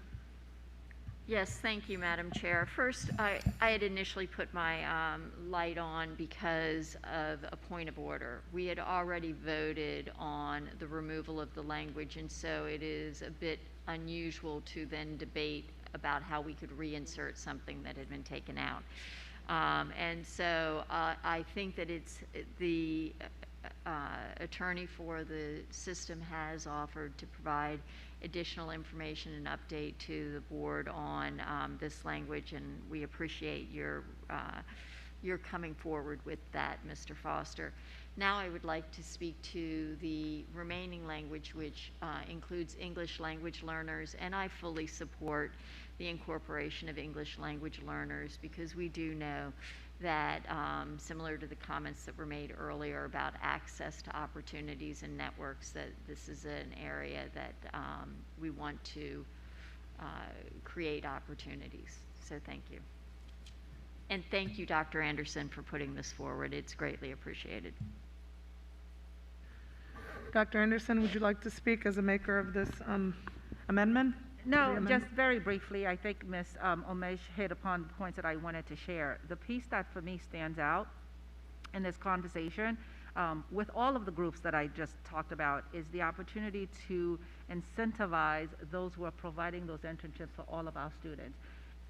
Clearly, as one of the folks who supported the trust policy, I am not looking for disclosure, but I'm looking for understanding and an opportunity to be clear that do not exclude those students, because we are finding that these are the students who are not able to get internships and who are not able to be productive in a professional way. It is happening. It's just the truth of the matter of it. So I'm looking forward to having a more comprehensive information from our counsel, because we did raise a lot of questions to him just right away. So I will happily support this because I want for the English language learners to be supported, but I just wanted to offer a little bit more of a rationale as to why I was really debating the undocumented piece. Thank you. Thank you, Dr. Anderson. And just to remind any other board members, we are now speaking to this amendment on the screen, and that is all. Ms. McLaughlin. Thank you. I just wanted to go back for a couple points of clarity. First of all, in terms of low-income students, that is federally allowed. That's the whole point of the free and reduced meals. What we were wanting is, number one, this is just our legislative package. Absolutely nothing can happen unless a legislator creates a bill, gets it through subcommittee, gets it voted on in both branches of the General Assembly, and then, you know, it gets to be signed by the governor and becomes law. So we are, you know, I'm just going to ask everybody's patience here that there's a lot of passion and care and commitment to tonight's amendments, and I'm trying to be really supportive while I don't have any, and I'm really mindful that it's already full of a lot of stuff. I respect everybody's desire to make it stronger, but I would just ask from this point forward, can we really be thinking judiciously about our time? I mean, a lot of time was spent on something. We had a legal concern. We got a legal opinion read from our division counsel. I think it was the right thing to do. But I want to make sure the audience at least understands. Low-income students are what we already have and obtain voluntarily from our families who want to qualify for a federal program. It's that simple.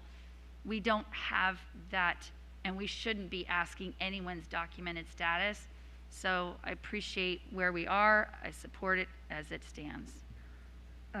Ms. Sizemore-Heiser? I'll be very, very quick. I just wanted to just remind everybody, first of all, this is not just limited to unpaid internships. Second of all, it does start with for students, including. It doesn't exclude anybody. So I appreciate all the passion, but I just wanted to make it clear, this was not meant to exclude any particular. It was calling out including certain students for whom traditionally it has been much harder to get these programs, especially in particular for those students in the Davis, Pulley, and STEP programs, where they do struggle to find employers. That's it, but it doesn't exclude anyone. Thank you. And with that, we do have the language, the updated language to this amendment. I will go ahead and ask for the vote. For those who support the updated language, please raise your hands. Yes. Yeah, we do. Thank you, Mr. Frisch. That vote is unanimous. Now we've got to go back to the main amendment with the added language. I may have. Very good. We will go ahead and take that vote. All those in favor? Yes. And that is unanimous. Wonderful. Ms. Sizemore-Heiser, you have one more amendment. I promise this is the last one. I move to amend the main motion by adding the following language to item T, standards of accreditation and standards of learning.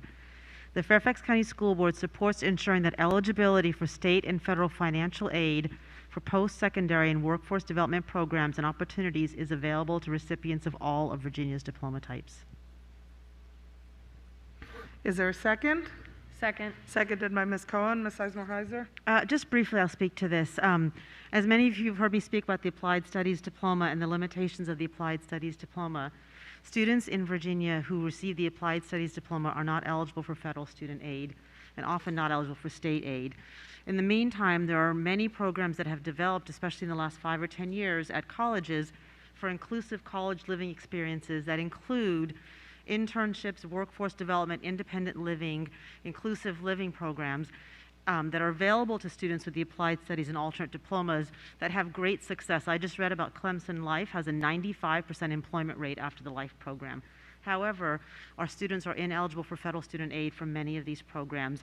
In addition, if they want to go to NOVA to get a certification for a skilled certification, they are unable to get federal student aid. This just asks that all of our diploma recipients are eligible for aid to access workforce development and other similar programs, post-secondary programs. So I appreciate the second. Thank you. Ms. Cohen? Yeah, I think that there are many folks who don't realize that when you graduate with an applied studies diploma that you're not eligible for federal financial aid, and that comes as a surprise to many people and many people's parents upon graduation. So fully support this and grateful to Ms. Sizemore-Heiser for bringing it up for us. Are there any other school board members wishing to speak? Okay. All those in favor of the amendment, please raise your hands. Yes. That is unanimous. All right. I now call on Ms. Corbett-Sanders. Yes, thank you, Madam Chair. I move to amend the main motion under the Fairfax County School Board 2022 State Legislative Position, item number T, standards of accreditation, standards of learning, the following language. 17, the Fairfax County School Board supports the continued access to rigorous and advanced mathematics instruction in grades K through 12. Is there a second? Seconded by Ms. McLaughlin. Ms. Corbett-Sanders? Yes, thank you. As many of you know, I have been an advocate for the provision of advanced math at the earlier grades since well before I ever joined the school board. And it's something that I was pleased when the school board adopted a policy which would have allowed or would have required advanced math in all of our elementary schools. But the implementation of the advanced math was really left up to each individual elementary school as to whether or not they started in 6th grade or they started in kindergarten. And what this does is it incorporates into our legislative program advocacy to have consistency in the implementation of advanced math throughout the whole K through 12 experience for all of our students to be able to have access to those opportunities. And the reason that this is so important is because We know that similar to the literacy initiative that we voted on earlier this evening, mathematics literacy is equally important for our students to be able to take advantage of advanced courses, especially as they go further up into their high school experience. And what this does is address some of the communications that came out last year that there might be a stepping away from the provision of advanced math, and instead very, very clearly states that this school board is supportive of providing access and opportunities for students in the area of advanced math throughout their educational experience as long as they are in the Commonwealth of Virginia. Thank you. Ms. McLaughlin? Just briefly, I want to echo the important points that Ms. Corbett-Sanders shared. There's no question that the people come to Fairfax County Schools because we are known for being among the best in the United States. And my home state of California, they have been wrestling with what they're going to do with advanced math and when it's being provided to students and when they can access it. And having been a parent in the school system for 18 years, I certainly saw firsthand that having access to advanced math, particularly at the elementary school level, and can create some really amazing academic opportunities for students. And to what Ms. Corbett-Sanders said, while we here in Fairfax County Schools want to become even more committed to the equity, ensuring that all elementary schools have that here in Fairfax, I think it's also important that we really convey to the General Assembly, our legislators, how important this is, and that unlike other states, we do not want to step away and step back from advanced math where it's appropriate. Differentiated instruction is differentiated instruction, and there was conversations within the Department of Education and a task force that caught this board and others by surprise. And so I think it's very timely that we not just communicate to the General Assembly, but we also communicate to our communities that this is still important and we value it. Ms. Tolan? Yes, thank you. I want to thank you for bringing this amendment forward. You know, as a huge proponent of advanced academics and STEM education, I certainly support this, and I guess I don't really need to say much more than that. Thank you. Thank you. Are there any other school board members wishing to speak?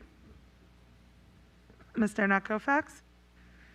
Yes, I thank my colleagues for bringing this forward. As Ms. Corbett-Sanders noted, several of us have been advocates for this. I think it's extremely important that we highlight this because it's very important to differentiate up as well as differentiating down. And I think it's important that advanced math be offered to all of those who want it, need it, and it's something important for our system to recognize as we move forward with the STEM education of our students.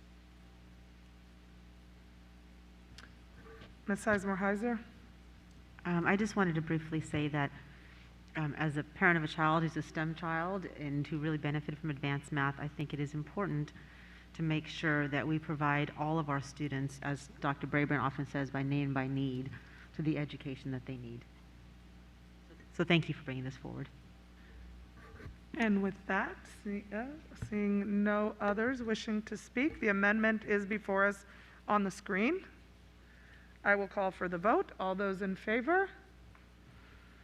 Yes. All those against? That vote is unanimous. Wow, and with that, I will call on the vote for the main motion, which is on the screen. All those in favor? Yes. All those opposed? And that motion passes. And with that, I want to thank Mr. Frisch, Ms. Dernak-Kofax, Ms. Cohen, Mr. Malloy for all your hard work in getting this together. We appreciate you, and we appreciate everything you've done to bring us this tonight. Yay. It's exciting. Okay, agenda item 4.03, Public Engagement Committee recommendation changes to the Strategic Governance Manual. I call on Mr. Frisch for the motion. Thank you, Madam Chair. I move that the board approve the Public Engagement Committee recommended changes to the governance manual regarding community participation. Is there a second? I second. Mr. Frisch, would you like to speak to your motion? Very briefly, this motion continues the school board's recent work to improve community participation at regular meetings. First, it encourages those hoping to submit pre-recorded video testimony to do so in advance when they sign up to participate rather than waiting. And second, it allows those on the wait list to participate virtually if live virtual on video if they choose that option when signing up. As an aside, the Public Engagement Committee discussed these updates with the board clerk, and she indicated that the changes would not negatively impact her office's ability to coordinate community participation at board meetings. Ms. Cohen, would you like to speak to your second? What he said. Are there any other board members who wish to speak? Mr. Arnett Koufax, do you wish to speak? That's okay. Seeing and hearing none, the motion before us is on the screen. All those in favor? Yes. All those opposed? That motion passes with Ms. Pekarsky away from the table. Agenda item 4.04, modification of contract, FCPS Special Education Comprehensive Review. I call on Ms. Darnat Koufax for the motion. I move that the school board approve the recommended modification of the Special Education Comprehensive Review contract between Fairfax County Public Schools and the American Institutes for Research. Is there a second? Ms. Corbett-Sanders? Ms. Darnat Koufax, would you like to speak to your motion? Sure. During a lengthy discussion at our public all-day work session on September 21st, we first saw the first view of our Special Education Comprehensive Review from our consultants at AIR, and our board unanimously asked for additional data collection. At our public October 27th Audit Committee meeting, the Audit Committee members were presented with a revised plan from AIR, and our audit committee concurred with the review expansion over stakeholder focus groups, classroom observations, accident data analysis totaling $87,443. And on November 10th, a detailed 30-page report was shared with our board and posted shortly after. Tonight, I ask my colleagues to pass this motion for modification of the Year 2 work of the AIR contract. And at some point, I would ask Ms. Coe, after my colleague speaks to her second. Ms. Coe, if you have anything to add, please speak after Ms. Corbett-Sanders speaks to her second. Thank you. Ms. Corbett-Sanders, would you like to speak to your second? I'll be brief. I only seconded this because it was originally on the consent agenda and was pulled off, and there wasn't much discussion as to why it was pulled off. I do support this because it reflects the very detailed conversation that we had at the board table, as well as those conversations that we've had with the parents in the community about just this subject. This is the special education audit is something that was a forum topic, was the result of a forum topic that Ms. Keys-Gamarra and myself brought forward, and it really is focused on having that very healthy external review of what we're doing with the intent of continuously improving the services that we provide to our students and the relationships and the partnership that we have with our students, the parents of students with disabilities. And so this amendment to the contract is one that allows us to deepen the study and to reflect the concerns of the community. So thank you very much, Ms. Darnat Koufax, for doing this. Thank you, Ms. Corbett-Sanders. I know we have Ms. Coe here today, and she would like to offer some comments. Thank you, Madam Chair. So if I may just give a little bit more colors about the contents of the modifications. So as Ms. Darrenette Colfax has mentioned, it is an additional of approximately 87,000 more. The original contract was at 375,000, so that the community members who are watching know kind of like the landscape of this contract. So in specific, the stakeholder focus groups for year 2, AIR is proposed to conduct 20 additional stakeholder focus groups and extend all 40 focus groups, now become 40 focus groups, to 90 minutes in duration. And for the second item, which is the classroom observations, the proposal is to conduct 50 additional classroom observations across 30 additional schools, yielding a total of 150 observations across 50 schools. The last point is about extant data analysis. The proposed expansion is to perform additional data analysis to better understand the faculty at the school and the program level. With that, as we have mentioned, we also have the researchers online at this point, if any school board members have any questions for them. Thank you, Ms. Ko. Yep, I have Ms. Omesh first. You're next. Oh, no, I appreciate that. I was just going to thank my colleagues for their cooperation on this and the previous pieces, and just explain why they were pulled. I was the unknown board member who pulled both of these. And really, obviously with this contract, we had an entire work session. A lot of our feedback went back and to the audit committee, and as they've just shared, was manifesting some modifications. And then the previous portion obviously was on public engagement. So just wanting to make sure that, we're fully transparent and that the public has an opportunity to hear some of the discussion around these pieces, because I know we don't always read out the consent agenda, and these are two major things that, the community has been paying attention to. So just wanted to flag that, but thank you. Thank you, Ms. Keys-Gamarra.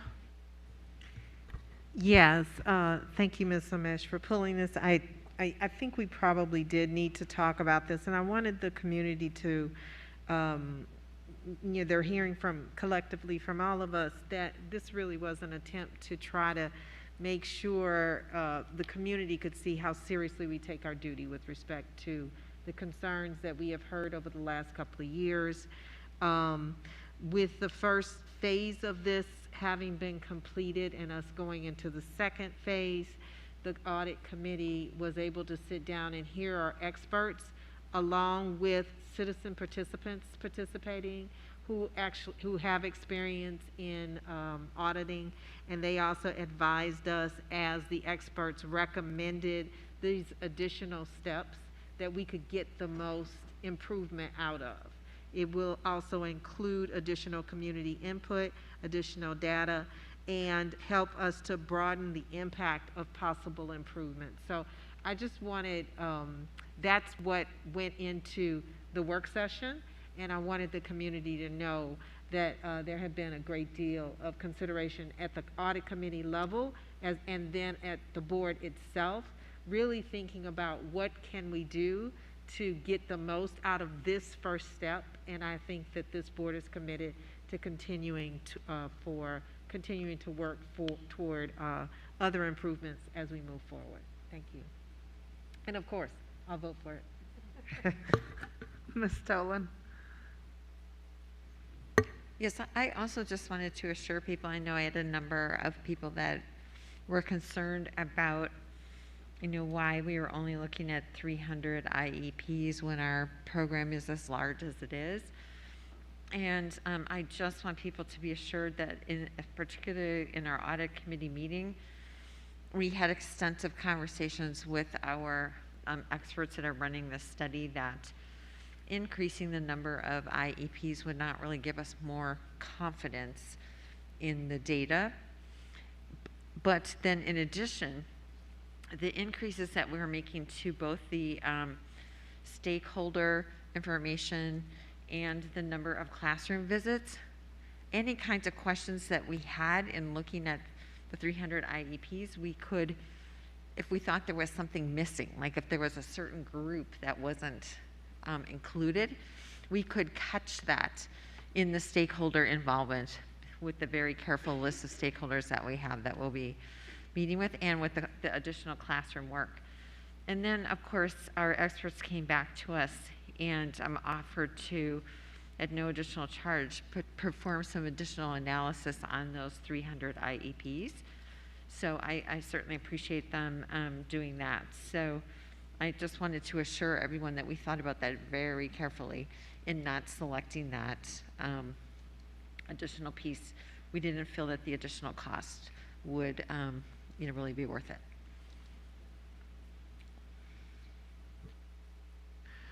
Ms. Cohen?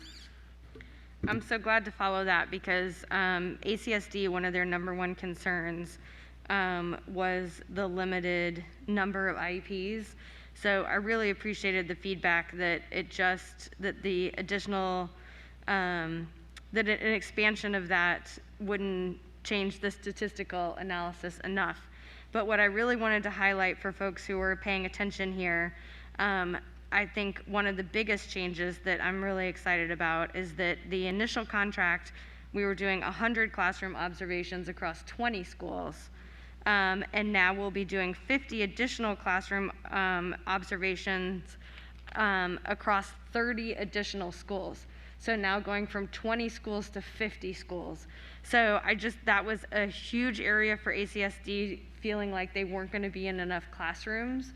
And so I really appreciate the committee's work to go, to 100 classrooms across 20 schools to 150 across 50 schools.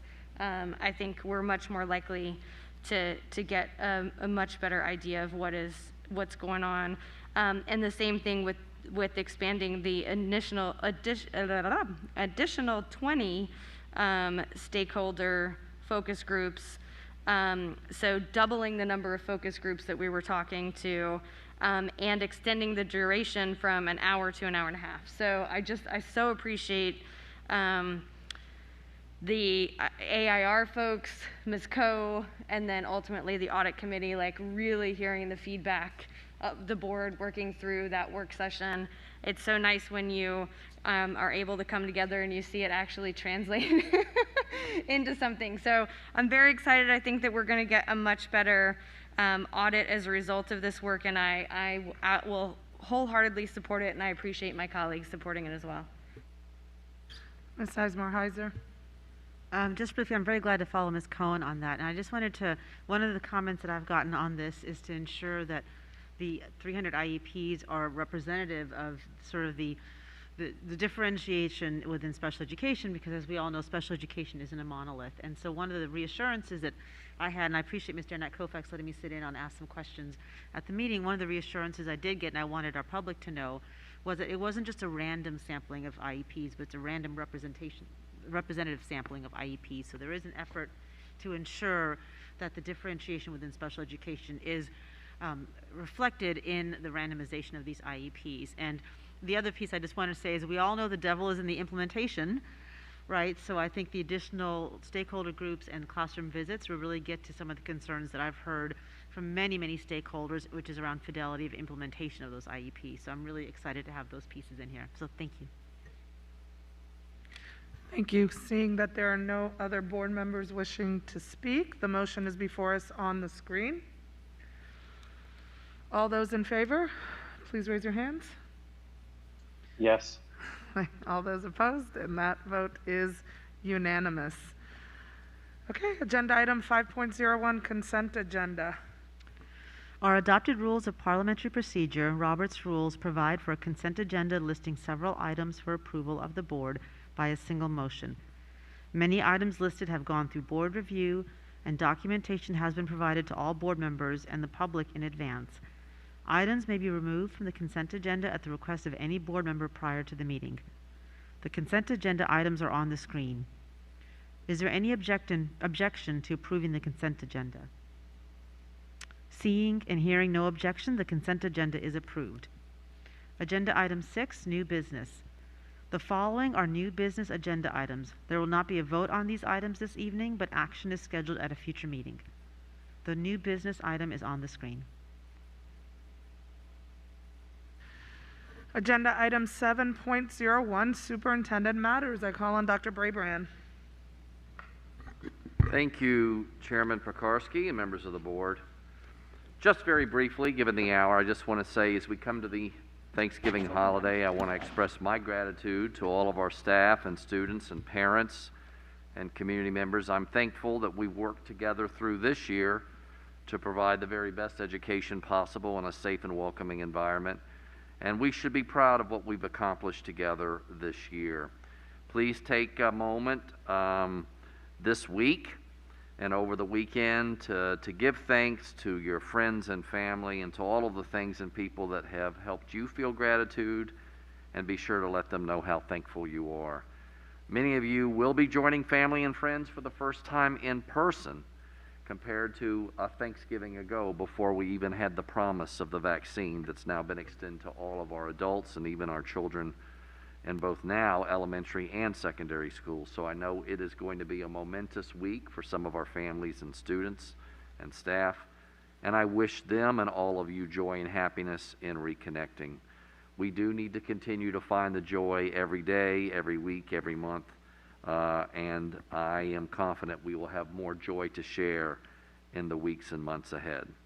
I'm so thankful to work with a fantastic team here, including the school board and the leadership team and our school-based and central office leaders.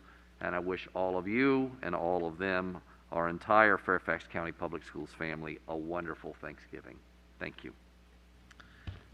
Thank you, Dr. Brabrand. Agenda item 8.01, Board Matters. I call on Ms. Omesh. Okay, all right, put me on the spot. All right.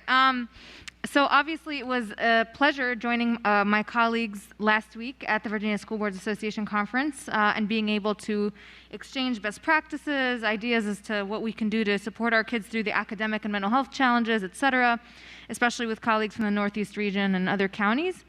In addition to that, it was a pleasure celebrating Sangster, as Ms. Cohen mentioned earlier, and as we did again today. Our young kids who came out with such joy and excitement. It was such a real pleasure to be able to see them back together happily, and then of course to thank our staff who've really achieved incredible things in the toughest year in recent education history. I did want to just make sure, I know we didn't have the chance to comment on the final motion with the legislative agenda as we moved along, but I do hope to further explore two sets of conversations with my colleagues that I know we proved this time around, but I'd be really remiss not to mention one of those being, involvement of our homeschooled families in some of our activities. I know this has been an ongoing conversation. I've certainly heard from constituents the desire and need to expand access to some of that. So being mindful, of course, I know what some of my colleagues have expressed to be concerns around potentially having people who've had more training that may disadvantage other students when joining, but still keeping in mind that many families do feel that for a variety of reasons, they have to participate in homeschooling. And so I hope that my colleagues and I will continue those conversations in moving ahead to next year and seeing what's possible. And that was specifically in Section W of the legislative agenda. And then finally, just in Section Z, I know we are requesting additional funding for SROs. Obviously, that is a sensitive topic for so many reasons. But I did want to just flag that as a piece that I had hoped to kind of neutralize by, taking a step back and not making a call so far. So I don't want that to be misunderstood by the community, and hopefully conversations will go on in the future. Finally, obviously, wishing everyone a blessed Thanksgiving. Grateful to everyone here, my colleagues, staff, all across our division for their exceptional hard work. And just reminding everyone that hopefully we do celebrate this Thursday with our families in a way that is culturally competent and responsive to the variety of perspectives and journeys our families have had. So it's quite befitting that November being Native American Heritage Month, is an opportunity for us to consider the tropes, the images, the ways we celebrate, and come together in a memory that may be painful in many ways, but also obviously brings us together to celebrate what's best, what brings us the best in all of us, and what ultimately guides us to be more grateful and look ahead for a better future. So happy Thanksgiving, everyone. Ms. Corbett Sanders. Yes, thank you. And I want to start by talking a little bit about what I'm thankful for. I am so thankful that all of our students are back in school full-time this year. I'm thankful for all of our teachers and staff that make a difference every day in the lives of our students. I'm thankful for the parents who are engaged not only in their own nuclear families, but engaged in contributing to the overall well-being of our students in all of our schools as volunteers in the classroom, as mentors for students, as coaches on the ball fields. And I am thankful for all of the staff that make the operations of our building so successful, from the workers in our cafeterias, to the custodians, to our bus drivers, and to the very happy greeting women and men at the front office of each of our schools. So that's what I want to leave everybody with, is how in this time period where people have so many pressures that we forget to say thank you. And I am so thankful for all that our team does in our schools, Dr. Brabrand, for all that your team does, and for all of my colleagues who come to this work with a focus on the student. Ms. Keys-Gamarra, followed by Ms. Cohen. I will add my thanks to that for many of the things that Ms. Corbett Sanders mentioned. I'm so grateful to our staff for your patience with us through this year as we've tried to navigate unusual circumstances, but many joys in between. So I do say thank you. Just a couple of things, because part of my gift to you is speaking for a short amount of time. I was happy to join some of my colleagues, Ms. Sizemore-Heiser and Ms. Melanie Marin, at the Vienna Turkey Trot this weekend. It was a lot of fun. No, I did not run in it, but I took lots of pictures. And it was just so cool to see our little kids who really were just so invigorated and with their families, and it was a lot of fun. And I just really want to thank my colleagues too. We were able to attend the Virginia School Board Association convention, and it's so important to really be able to take time to figure out how to work together. And so I'm grateful to each and every one of you for those shared moments, and I think that it will help us moving forward. And so I say to all of you, thank you and happy Thanksgiving. Thank you for being here, and thank you to your families for sharing you with us. I'm happy to be heading home with all of my boys who don't know that they're going to help make dinner. So happy Thanksgiving, everyone. Thank you so much. I just wanted to echo again how proud we all are of Sangster being a Blue Ribbon school, and we really did have fun. Ms. Omish and Ms. Sizemore-Heiser and I did a mean conga line, so invite us to your next gathering. I was really grateful. I'm going to echo my colleagues' thanks. Getting to be together last week, and we missed you, Dr. Anderson and Ms. Tolan, an awful lot. I know you were there virtually, but just getting to be with all of you, I know sometimes it feels like we are slogging through the mud, but I'm really glad we're doing it all together. So thank you for that. I did want to just say at the VSBA meeting last week was just terrific, and we learned so much from the other localities. You know, sometimes when it isn't even something that necessarily we can figure out how to scale to such a big system, sometimes it just plants a seed. And I think getting to be with our colleagues, in particular in the Nova region, was very, very meaningful, and all talking about the experience that we're going through and how to push forward and do the very best things for our students, but also remain united in our work together and our passion for students. It was very meaningful to me. So I was so disappointed to learn at the end of that conference that VSBA has withdrawn from the National School Board Association. And I just would like to make it clear I do not agree with or support that decision. And I'm really looking forward to all of us hopefully attending the annual National School Board Association conference this year. Thank you so much, and happy Thanksgiving to everybody. Ms. Sternak-Kofax and Ms. McLaughlin. Thank you. I'm just going to speak to your last point, Ms. Cohen. I don't agree either, and as the federal legislative liaison, I'm going to just try to work and talk to people at NSBA about what we can do as a board if we as a board agree that we don't support that. And so thank you for mentioning that.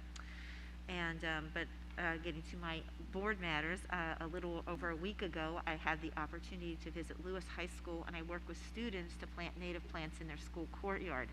Through a program called Revitalize, Restore, and Replant, I had great fun getting my hands dirty under the guidance of Daniel Wynn, who's an ecologist from the Watershed Education and Outreach for Fairfax County's Department of Public Works.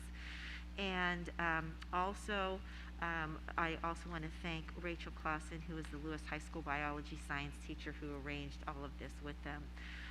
Thank you to the Lewis High School students for your hard work, hysterical conversations as we planned it together, and I can't wait to come back in the spring to see the blooms of our labor.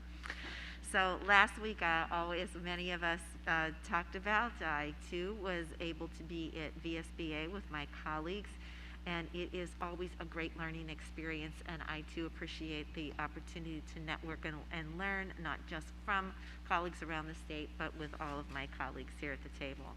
And today I visited Cameron Elementary School with Dr. Brabrand and Dr. King. I want to thank Principal Johnson for hosting us and allowing us to greet students in the morning as they arrived and sit in and hear from your third grade team about their work in modeling responsive classrooms. It was heartwarming to hear their passion, their compassion, and hard work, and thank you all for all you do for our students there at Cameron. And I'm hoping all of our students, teachers, and staff have time to relax with family and friends, eat heartily, and happy Thanksgiving to everyone.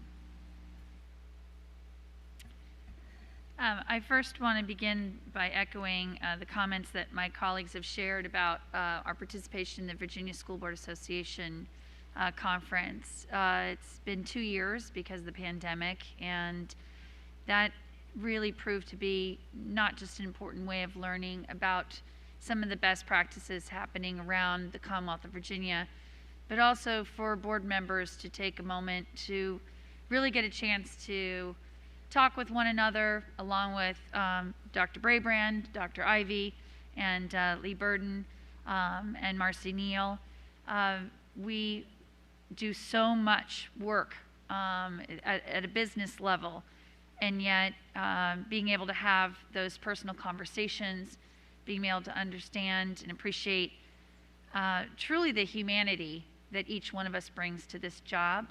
And I really hope for our community, for our teachers, our employees, our students and families, that you will be able to spend quality time with your loved ones, that in this moment of this special holiday celebration that really spans hundreds of years here in our nation, that we really can start to think about what we are thankful for in the United States, that we recognize that we always need to continuously improve. But coming through the pandemic, every one of us who's sitting here and being able to breathe on this earth, that alone is a gift coming out of the pandemic. So To my colleagues, thank you again for your dedication to this work.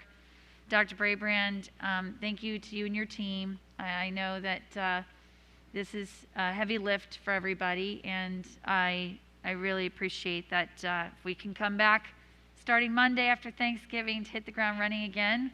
We do have our meeting tomorrow with the Board of Supervisors, so we're not ready to start our holiday yet. We will be talking with our counterparts with a focus again on how do we really meet the needs of county residents and all the employees who work in service for all of you. Thank you and happy Thanksgiving.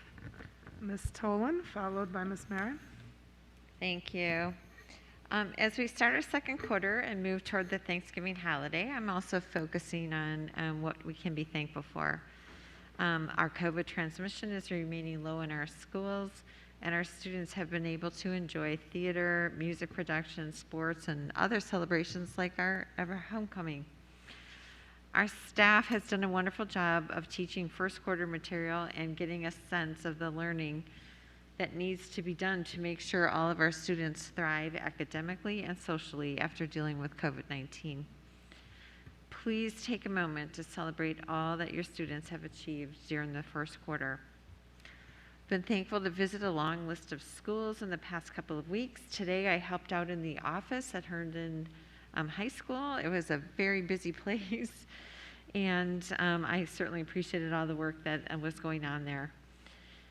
We have just a general sense of joy in our schools and our classrooms, and I'm so thankful for that.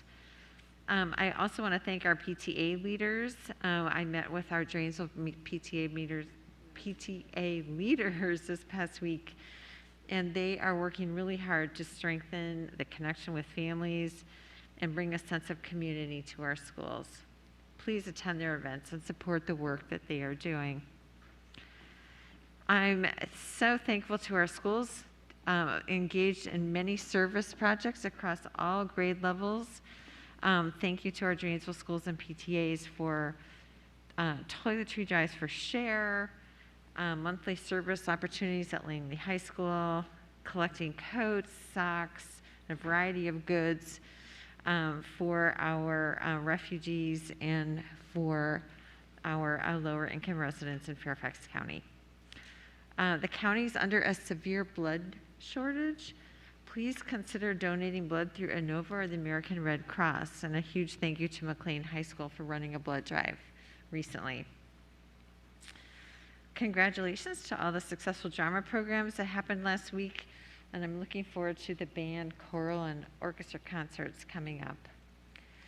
Congratulations to all of our teams that are finishing up their fall sports. I just want to call out our Herndon High School volleyball team. They fought really hard against Colgan High School and lost in the state championship game. But it was a hard fight, and Hornets, you did a great job. Lastly, also, I do want to thank our veterans. It was so wonderful to hear from our Fort Belvoir commander tonight. And I've been fortunate to have family members who served careers in the Army and a nephew who just joined the National Guard. I'm so grateful for your service of both of our veterans and our active duty service members and to their families. Was thrilled to visit Colvin Run Elementary School and Cooper Middle School Veterans Day events. We cannot thank you enough for your service. To everyone, have a wonderful Thanksgiving holiday and enjoy every minute with your family. I am really looking forward to spending time with both of my adult sons and other family. Thank you. The last few weeks have been filled with lots of different things. One was meeting with constituents and helping them with their requests for support, whether it's facilities, traffic safety continues to be a need in Hunter Mill. Also solar power in our schools. The students' interest has not waned on that, as well as talking with residents about employee benefits and special education services for their students. So on any given day, there's just a lot of different things to work on and help people with. I was excited to visit the McLean High School band. One of my constituents is a longtime band teacher there, and I got to sit and and reminisce about my own days in the band and just listen to the gorgeous sound coming from the students, and also see how they continue to do with COVID mitigation strategies, of which they seemed to be pros at, and their sound certainly did not suffer. It was really exceptional. And then to see the Madison theater students put on their production of Almost Maine, which was a very charming and delightful way to spend a Saturday afternoon. And then just days later, after much advocacy by students, families, myself, and other board members, to have that mask requirement lifted on theater arts performances that we know students really were desiring. So that, combined with the Madison Vienna Turkey Trot, had some nice times in Vienna the last few days. And yes, last week in Williamsburg with the VSBA was really good. I think the best part was being with the people there, although I did attend a really interesting session about teacher recruitment practices and models that are being used in Virginia and also Montgomery County. So I was particularly interested in that, and I talked with many folks about the benefits of landscape design of our schoolyards and incorporating the academic and health benefits of access to nature. So that was a very exciting set of conversations I had. So I'm certainly wishing everyone, my colleagues here on the board and our staff, and certainly our community, our students, our families, a very joyful and peaceful Thanksgiving holiday. And I also say a happy Hanukkah, because the Festival of Lights starts on Sunday night for 8 evenings. So we are really in the holiday season. So wishing you all my best. Dr. Anderson, followed by Ms. Sizemore-Heiser. Thank you. I also will give the gift of time by being super brief. It's been a very busy couple of weeks engaging with our schools. I seem to have spent a lot of time at Braddock as of late, both at their community town hall last week, where I was so very pleased by the fact that 101 parents participated in that town hall, which really speaks to the effort of that school to really engage their community, to advocate, because it's the very community that we're trying to reach all of the time. So I was very impressed. And the presentation was by the Fairfax County Health Department as well as school staff to speak about the mitigation factors, vaccination efforts, and all of the questions in between regarding what is happening at the school, care room. Everything was addressed, and so I was very glad to be able to participate in that. Also, at Braddock on Friday, I was there for the second grade social distance dance, which took place outside. It was so super cute, and I was just so glad to be able to participate in that second grade activity. Have had a wonderful time visiting our schools, but I want to highlight my visit to Falls Church High School today, and Dr. Brabrand, of course, visited at the same time. It was just so fantastic to see all of the wonderful work that the students are doing. We visited an ASL class, and their reasons for being there are tremendous, and the kids were just so committed, as were the teachers. I really want to give a very huge thank you to the teachers of Falls Church, but also to all of our teachers, because we know that they're making do with a lot of challenges, particularly at Falls Church, where they're receiving so many students who are coming in from other countries. Even right now, some students in classes that we visited just arrived 2 weeks ago, and they will continue to get more if history follows, more in the new year, because this is what has happened before. And I'm hoping that staff will continue to support them, because those needs are great and really impact all of their operations. Very quickly, I will be resuming office, in-person office hours in December. So that was in my newsletter to the Mason District. So I look forward to speaking with you. I am very excited to participate in the Justice High School PTSA panel that will be taking place on December 1st. And the survey has just been sent to parents regarding Justice Park, and the community will be receiving it soon as well. So please be sure to complete it. Happy Thanksgiving, everyone. Thank you, and I will try to be brief. And I wanted to just start on the vein of Thanksgiving to thank our staff, Dr. Brabrand, our leadership team, our school building principals and administrators, our teachers, all of our staff, our custodians, our lunch late people, everybody who has worked incredibly hard. I know we all started this year hoping we'll be close to normal, and things have not been what we hoped given the Delta variant and other things. And I am just so thankful for all of our staff to show up every day and work incredibly hard and adapt so they can support our students. And so I want to say thank you to the staff. I want to say thank you to my colleagues, because I really enjoyed our week at, or a few days at VSBA and the great learning that we did and the bonding. So thank you to my colleagues, and thank you for supporting my legislative amendments. But I just want to stop and recognize also to thank our families and our students, because they're the reasons we're here. And I want to thank them for their support. I want to thank our students for showing up. I want to thank the students who danced the Macarena and the Congo line and just brought us joy as we were at Sangster celebrating the Blue Ribbon Award. I hope everybody has a great and safe Thanksgiving with their family, friends, or loved ones. And finally, I just wanted to say that, you know, in this year and a half of COVID, I just want to be thankful that we can still get to serve and do this great work.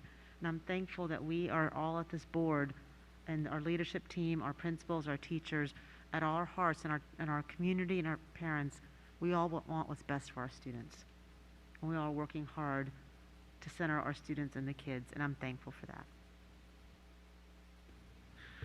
Excellent. I also had a wonderful time at VSBA. Thank you to all of you who were there. It was a good time to be together and talk to others in the state. Ms. Sizemore-Heiser and I will be having a joint town hall on the 30th. She forgot. But also, I know Ms. McLaughlin and Ms. Cohen also happened to have a joint town hall on the same night that they forgot to mention. So I wanted to let everyone know about that. You know, I also want to wish everybody a very happy Thanksgiving. And as somebody who 7 years ago spent Thanksgiving not in a very happy way, saying goodbye to my father. I know that, you know, the holidays are hard, especially this year, because many people will have missing seats at the table due to the COVID pandemic. So with that in mind, thank you to everyone. Happy Thanksgiving, and we will be back in 2 weeks. Meeting's adjourned.